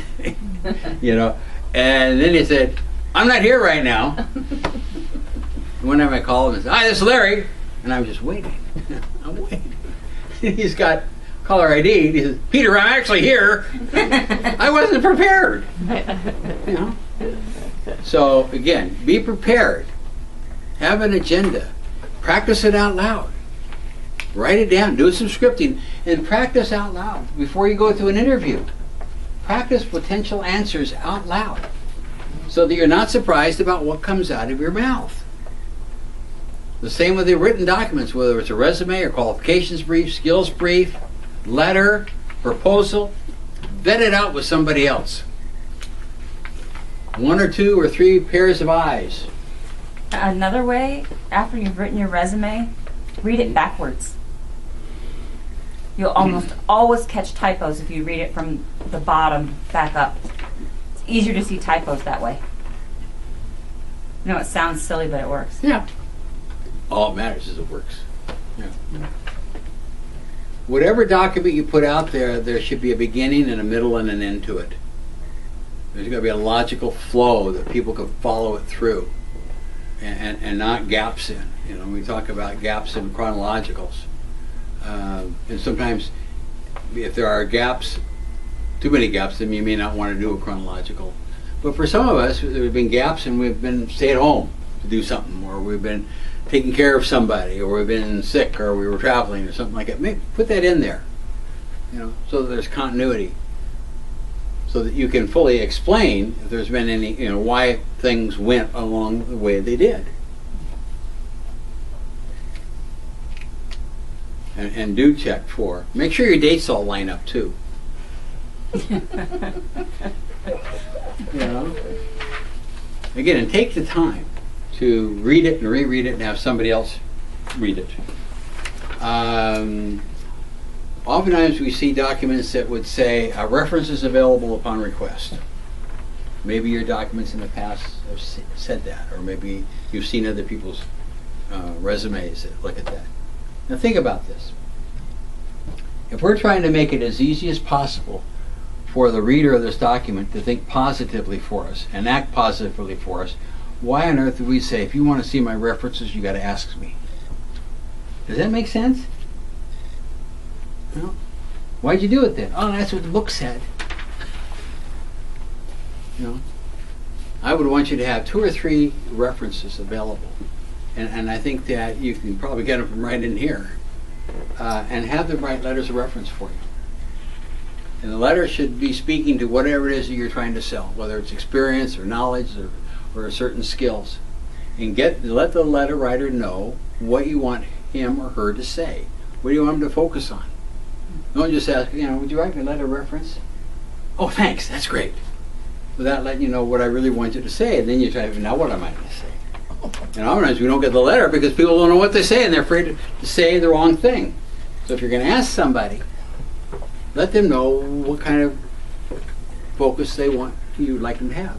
And then kind of get the letter next Thursday or Friday, in the old sales ploy. And I'm really in favor, because that's your cheering squad.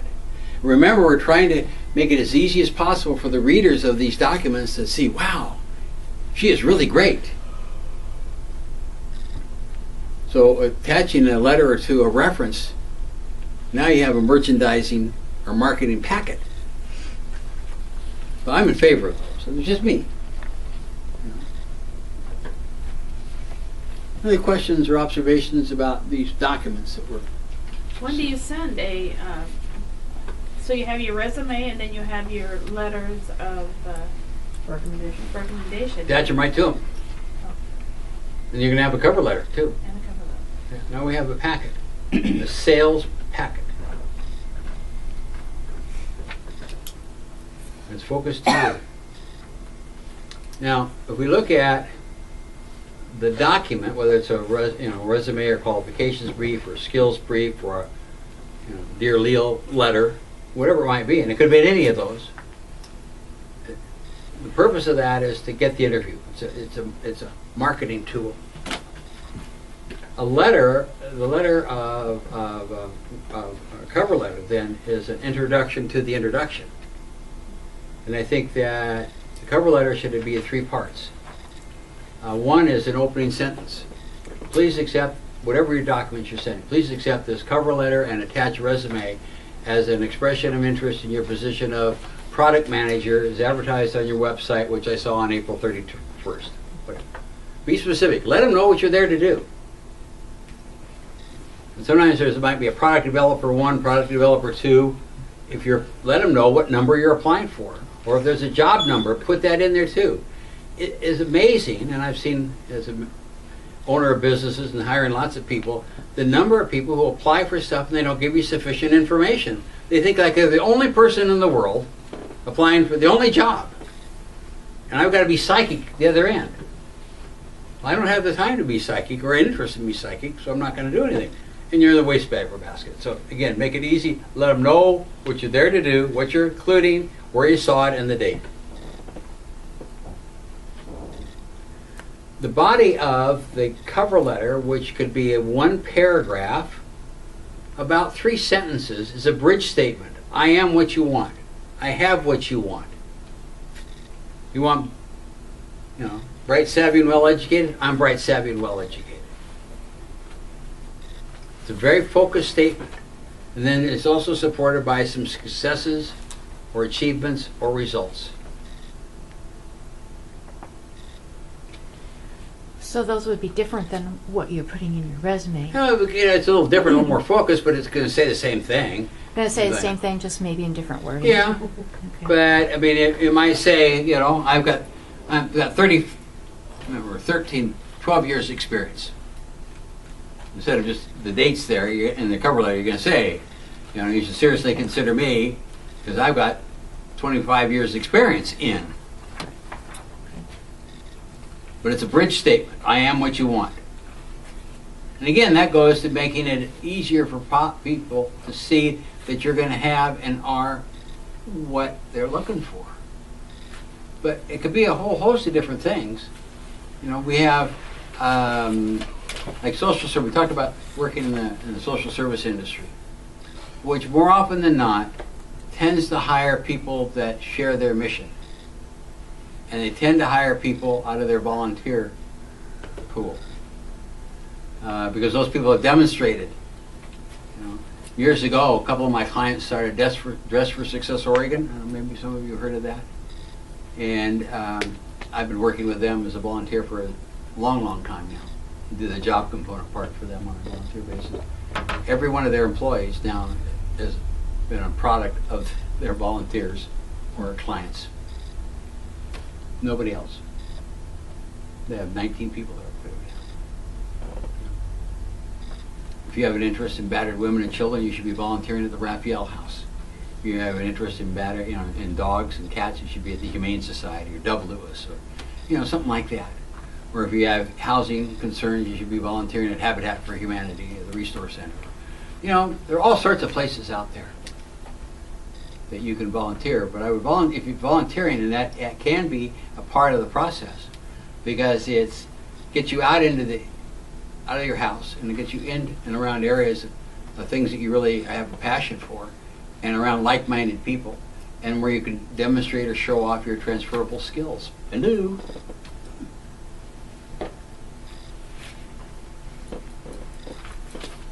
So again, there's no absolutes. People hire in many different ways. But again, the closer you are to the people who help and hire you, the better off you're going to be by the documentations and by the presentations you're going to make. Because you're going to have this information that you don't have when you sit at home and the window on the world is the computer. Other questions about this issue? It's a big issue. What was the third thing on the cover letter? Opening sentence, the body of the letter. Okay. Glad someone was listening. Thank you for your positive consideration. I'll call you next Tuesday to arrange for a personal interview. And if you say that, by God, you put it on your calendar and you call them next Tuesday.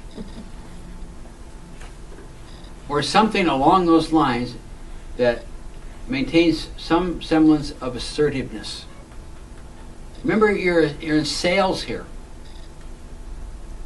Thanks a lot. I hope to hear from you. Probably not a very successful salesperson, are you? Again, we're not going to be totally in control, but I don't want to advocate it by not trying.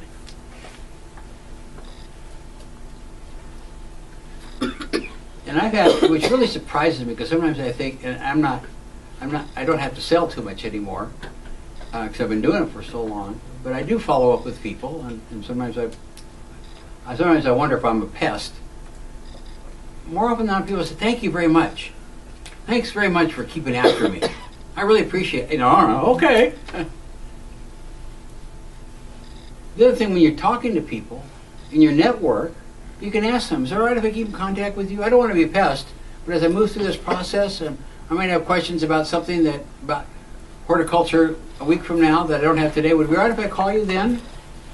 You're seeking permission to stay in contact with somebody. And more often than not, they're going to say, "Oh yeah." When you're growing your network, or getting referrals from people you know, more often than not, it's not if a person will see you, it's when they'll see you. And remember too that, or keep in mind, that when we're in transitions like this, you know, we think about this a lot, don't we? I mean, it's a significant thing for us. So it's always on our mind. But when I call Leo for an informational interview, it's not on Leo's mind, because Leo's busy doing something else. Anybody is, you know. God, I called her an hour ago. How come she?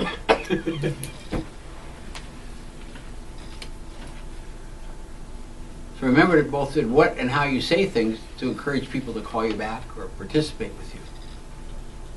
And I think the closer you are and the more positive the referral is, the higher the probabilities that person who's being referred to will see you. You know, it's like a triangle. If I'm here, you and I have a relationship. This person over here, you, knows somebody over here and they have a relationship. And so when you're talking to somebody, whether it's about fabrics or dogs or art or cars or whatever it might be, or bikes, they might say, well, you should go see my friend John. You should talk to John. He's talking about this relationship. Well, then you want to find out, well, why are you sending me to John? What's your you know, we want to find out the relationship with John. And how best can I contact John? Do you want to make a contact for me, or do you want to give me his contact information? How can I introduce myself? Because we have a strong relationship here. There's a strong relationship here. When you reach out to John, you want to build a strong relationship there. So when you contact somebody, preferably by phone rather than email, you want to introduce yourself. And when I was having lunch with our mutual friend Peter and talking about my interest in widgets, and he suggested that I talk to you because he said you knew more about widgets than anybody he knew west of the Mississippi, and he felt sure that you'd take the time to speak with me. Now see, that's a gracious art of making contacts, as opposed to, hi, this is Peter Paskill, can I see you? You know, just to get it functionally done. It's not going to happen. But you do that in your daily lives as you refer people to one another, or people are referred to you, and how you use the contacts. Don't go beyond that. All three sides need to be equally strong. If you don't make this one strong, it's not going to happen. So take the time to find out why you're being referred to somebody. What's the relationship with? How should I introduce myself? Can I use your name? I've got people that I, you know, there's insider stuff. I got people that are in my network and they'll make referrals, but say we use codes. Tell them Mr. Meyer. That's a pretty low-level recommendation. Tell them Jim sent me. Oh, that's a higher. And we know that. It's code words. If you have time, see her. I really want you to see this person. And we make different statements. And so if a person tells you, make sure you tell them I sent you. Or make sure you know of our relationship and whatever it is. And make sure then that when they tell you those things, you make sure that in that contact. Because that may have a lot to do with, oh, I don't need to say all that. I'll just call them. Hello.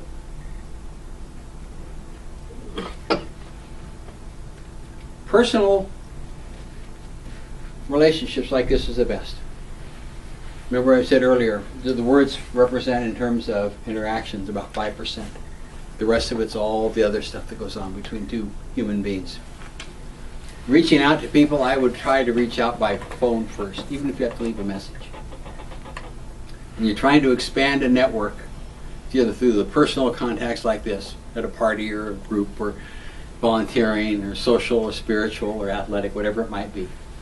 Secondly, if you're going to reach out, I would use the phone. Have a good positive script. Vet the script with somebody else, even me. I have a question. Getting back to the resume and that realm, something that just popped into my head about that. Sometimes employers ask about salary history and that whole area. What's your thoughts on provide it, don't provide it? If I can work the system and not provide it, I would do that. Explain more about that, because Well, I mean, sometimes what do you mean you're, work the you're system? you know, That- sometimes you'll be deselected by not providing it. Some systems are automated, like the Taleo system is automated, and you cannot go forward without filling in that box. I feel like it's a lose-lose. It is, absolutely. It's So- meant to It's just meant to deselect you. deselect you. Right, Yep. but if you provide it, a lot of times it'll just automatically, boom, you're not. Yeah, so then you go on to something else and say, well, I understand So that. you just don't even, And if you know, again, now what you can do, I mean, there's no absolutes. Guy and I were talking about this earlier this afternoon. You can go to what's called OLMIS, OLMIS.org, and it's a statistical arm of the Oregon Department of Employment. And in that statistical arm, they keep track of job titles and what employers are reporting they're being paid. What was that again? OLMIS, OLMIS, part of it. And even Career Builders and Monster have some, but OLMIS, Glassdoor has some. Glassdoor has some, but they have some information about what current employers are paying current wages by job label or title. So that'll give you some information. yeah. But what you're asking for is just another mechanism to deselect us. So again, you have the choice of complying Mm-hmm. or not. Mm-hmm. And some places will pass you through. Negotiable, we'll discuss at interview if you have that latitude. Mm-hmm. Sometimes you got to use Taleo or PeopleSoft. Not much flexibility there. You don't fill in that box, it's not going anyplace. Yeah.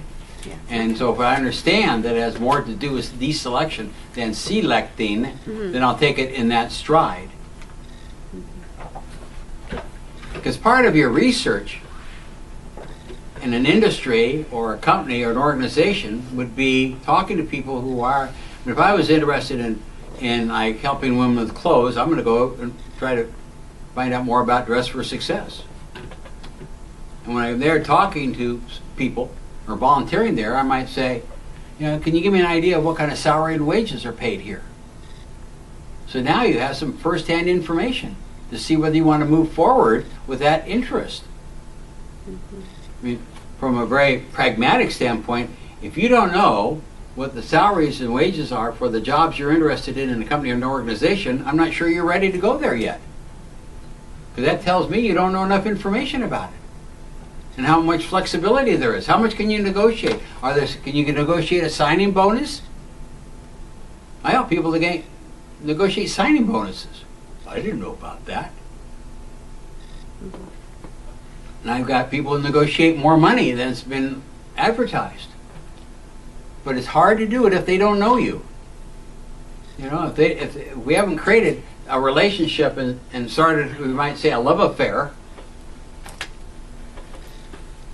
all these things that we are rightfully concerned about history, about dates, about money, all more often come back to bite you in the you-know-where. Did that help? Mm-hmm. Okay. I got a couple more things that I want to go back to because we're running out of time. Come back to those initial questions that I asked you. Part of the process, you know, getting to my wonderful pie up here that you can see, is agencies. And whether those agencies are called staffing services or employment agencies or recruiters, you know, just they're part of the process. Make sure that you get enough information about these organizations or agencies, and make sure that they recruit for or staff for the types of positions that you're interested in, and they have them currently in inventory. And again, if you're going to use those and investigate those, and I would certainly encourage you to do so, the quality of the relationship is more important than the quantity. I'm going to have people come to me and say, yeah, I've signed up with 15 employment agencies. Yeah, how's that working for you? I haven't heard anything. Remember, they're in the people business too. And so It's important that you develop. You just can't send in a resume and sit back and wait for a recruiter to call you. It's, by and large, it's not going to happen for us because there are too many people out there. You know? Advantage we have over the world is if you want to work in Portland or Milwaukee or Hubbard or, you know, wherever it is, you can walk down the street or drive down the street and talk to people. People in Des Moines can't so much. What do you have to lose by getting in your car and driving someplace? You know, if you're interested in Han Anderson, Northwest Portland, hop in your car and go in there.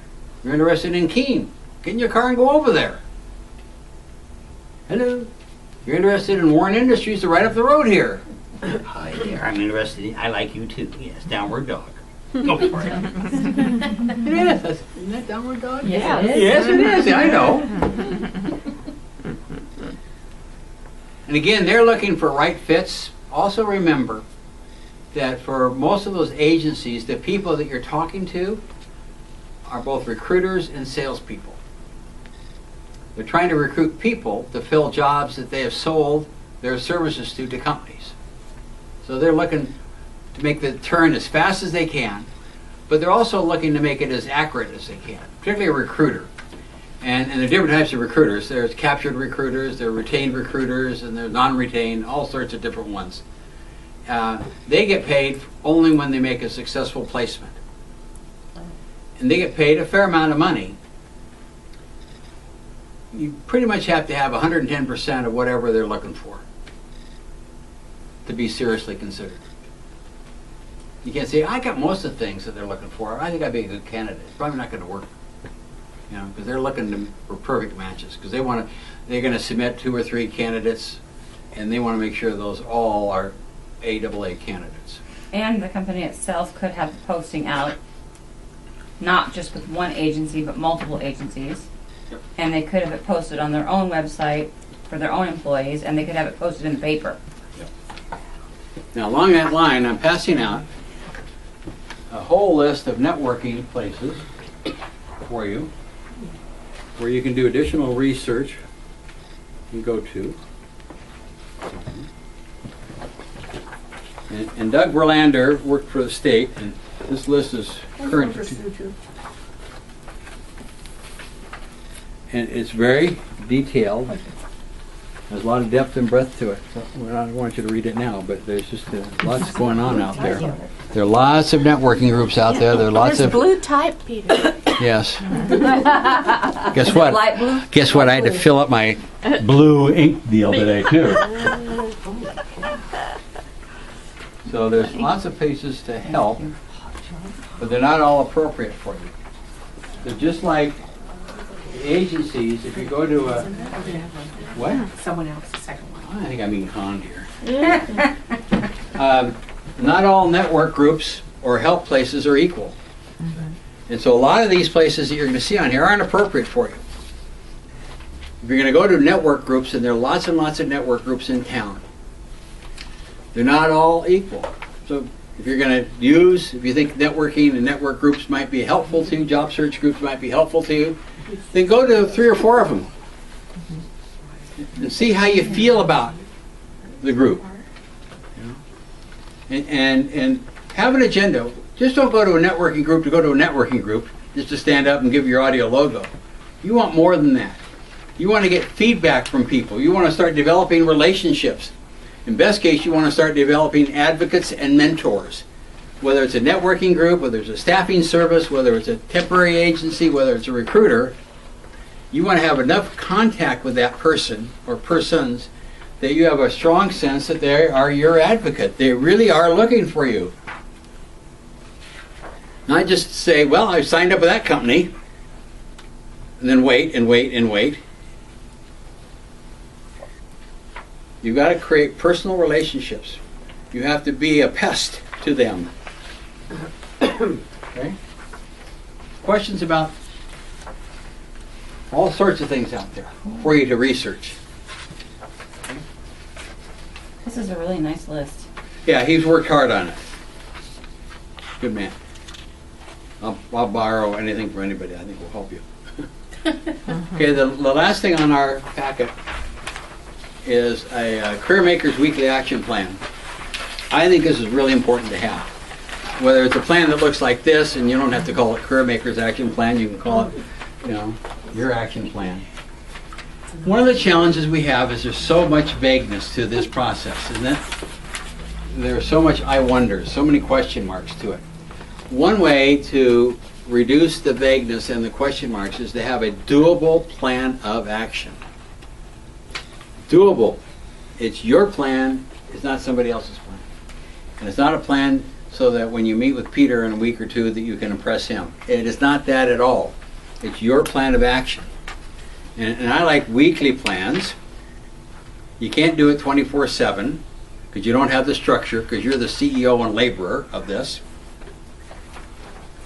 But I would have it laid out, you know, this is just a sample. You know, there's smartphones, there's all the tablets, all the stuff on the internet that you can use as plans. There's even week at a glance, like I've got in here someplace, on paper. And then I would like a plan that is like a week. Like a week I can put my arms around. And then put it in your plan. What are you going to do on Monday? You know? What are you going to do for the job search activities on Monday?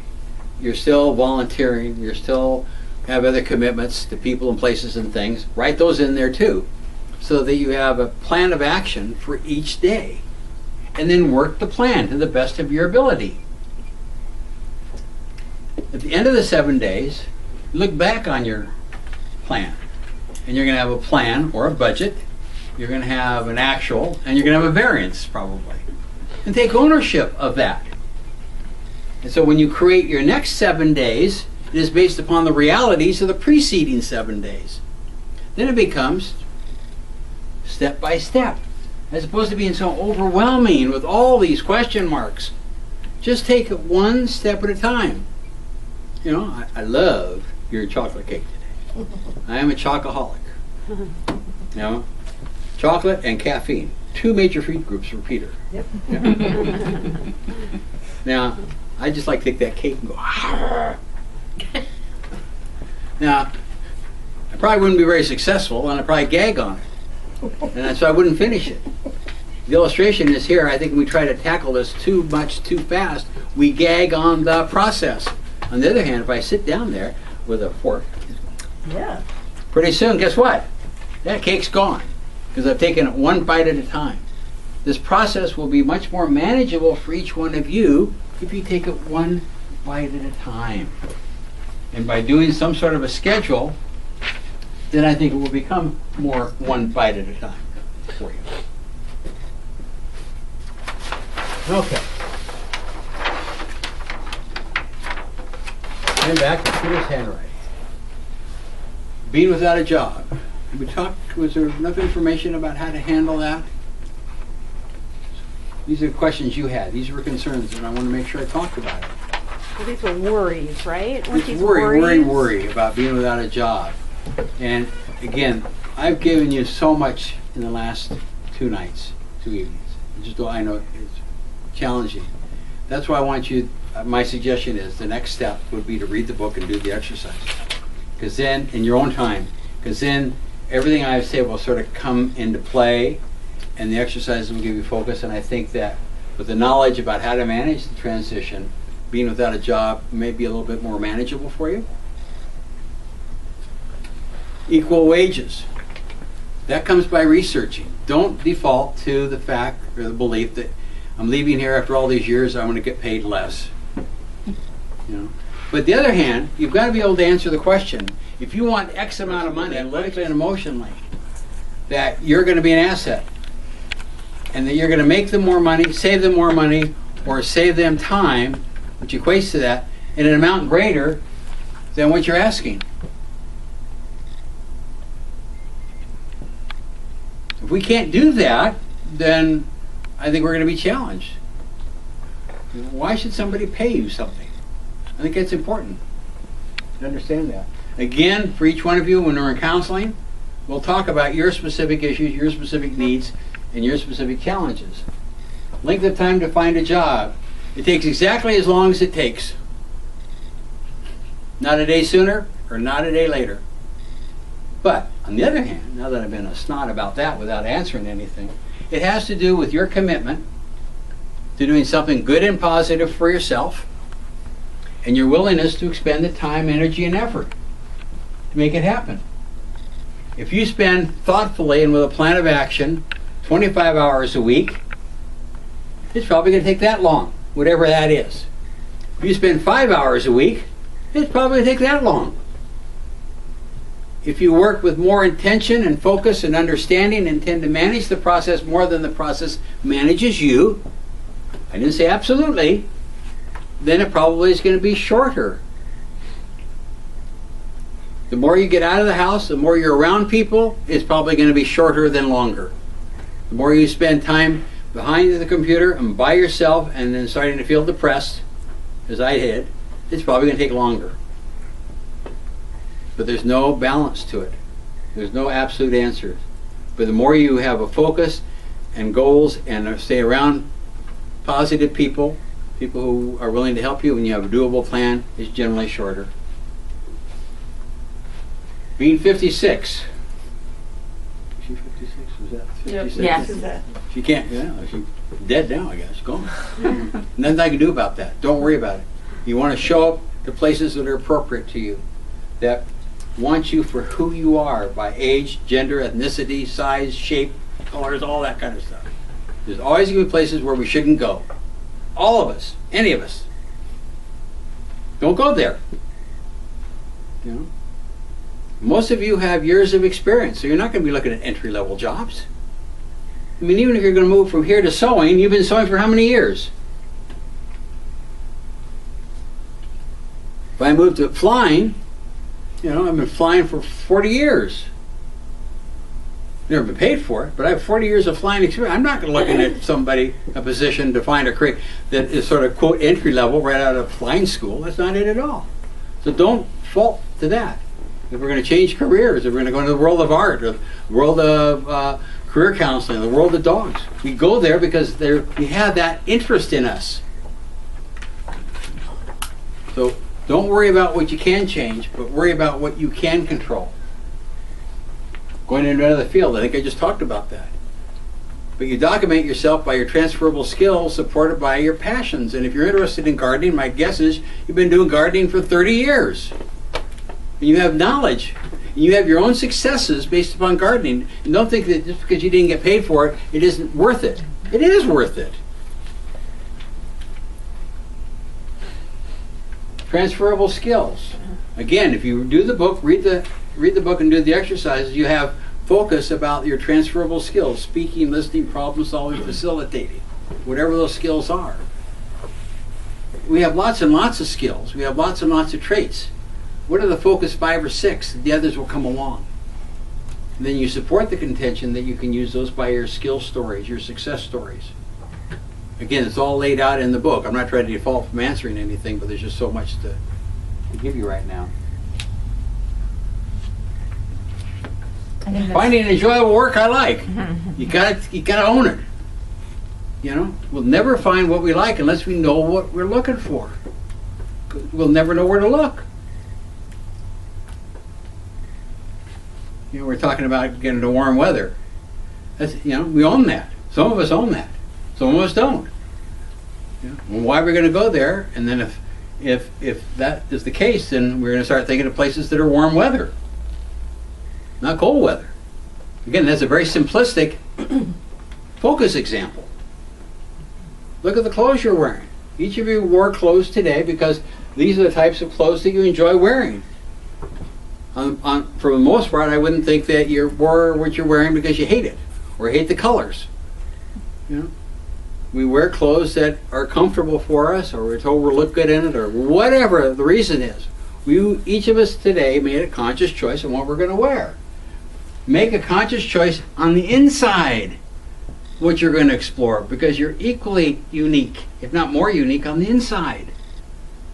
And the more that you own how unique and how special, and go out and ask the world, how can I, the less competition you're going to have. That's the good news. Location. Important to you. If you don't want to drive an hour each way, then don't look there. I think I told you stories where I had 2 clients that lived in Vancouver, or actually north, but Battleground and Richfield, and had to commute down here to PGE in Tualatin. And when I was counseling them, both of them individually said the lament was the long drive. And I said, well, what about working in Vancouver? I would love to, but there's no jobs there. How do you know that? Well, everybody knows there's more jobs in Portland. Well, that may be true, but there are a lot more people in Portland, too. And the other thing is you'll never find and never do enough information gathering until you take working in Vancouver and Clark County seriously. They both did, and they both work in Clark County today. That was their choice. That was their focus. What is your focus? You know, if you don't want to go someplace, don't go there. Go to law. How many jobs you need? One. Getting what I want, I think that's absolutely critical. It's all about you. It really is. Not absolutely, but you got to take yourself seriously. You got to take yourself, and your gifts and your talents and your joys, and what puts a smile on your face. And my hope is that this will be fun for you. Not absolute, but if it's absolute drudgery, then I'm not sure you're exploring the world of sewing or the world of whatever it is that puts a smile on your face. Because the good news is that most of people get paid doing what you and I enjoy doing. And I grew up skiing, and I paid money to learn how to ski, and eventually I got on the ski patrol, and eventually I got hired to be a ski instructor. Part of it has to do with I was showing up and I was around there all the time, doing what I love to do. You know, one of the guys I was in a flying club with, he bought a World War II trainer, and he liked me, and we restored it together, and now I do aerobatics. I don't have any degree in aerobatics. You know? But each of you, it's not me any better than you, each of you has these things inside you. And so my words of encouragement are, you know, listen to your heart and follow your smile. Other questions? Was this helpful? Yes. Okay. I know it's a lot. It is a lot. I'm sure it's overwhelming. And some of you are just going, you know. I've seen the eyes roll back. I saw that. And that's all real stuff. That's why it's a process. It is a process. I look forward to working with you individually. You got counseling. You got 3 hours of counseling. If you want to make appointments tonight before you leave, we can do that for probably beginning next week. If not, I'll be on the phone to you next week, you know, calling you to set up appointments, and we can meet in person. You got the schedule. We can meet in person, we can meet on the phone, we can do Skype, we can do email. You know, I want you to feel that it's of value. My suggestion, because I had a question earlier today, or this evening, when should I start? On balance, my suggestion would be to start sooner than later. You know, and not wait until, and you're already starting sooner because you're here. I would certainly want you to think about seriously reading the book, and cover to cover, and doing the exercises. Am I boring you? Yes, you. She does this all the time. She cracks us up. And, you know, I think that within the next couple of weeks or so, I would think, we should have our first session, at least. You know, and then it could be like a half hour, so you still have 2.5 hours to go. And it can go after December. But I think that kind of get you focused and keep you going on it now so that you make the most of the days ahead. Okay? Anything else from you? If anybody wants to sign up tonight, we can do it. If not, I'll be reaching out to you next week. Thank you very much for the opportunity. Thank you. Appreciate it very much. Yeah.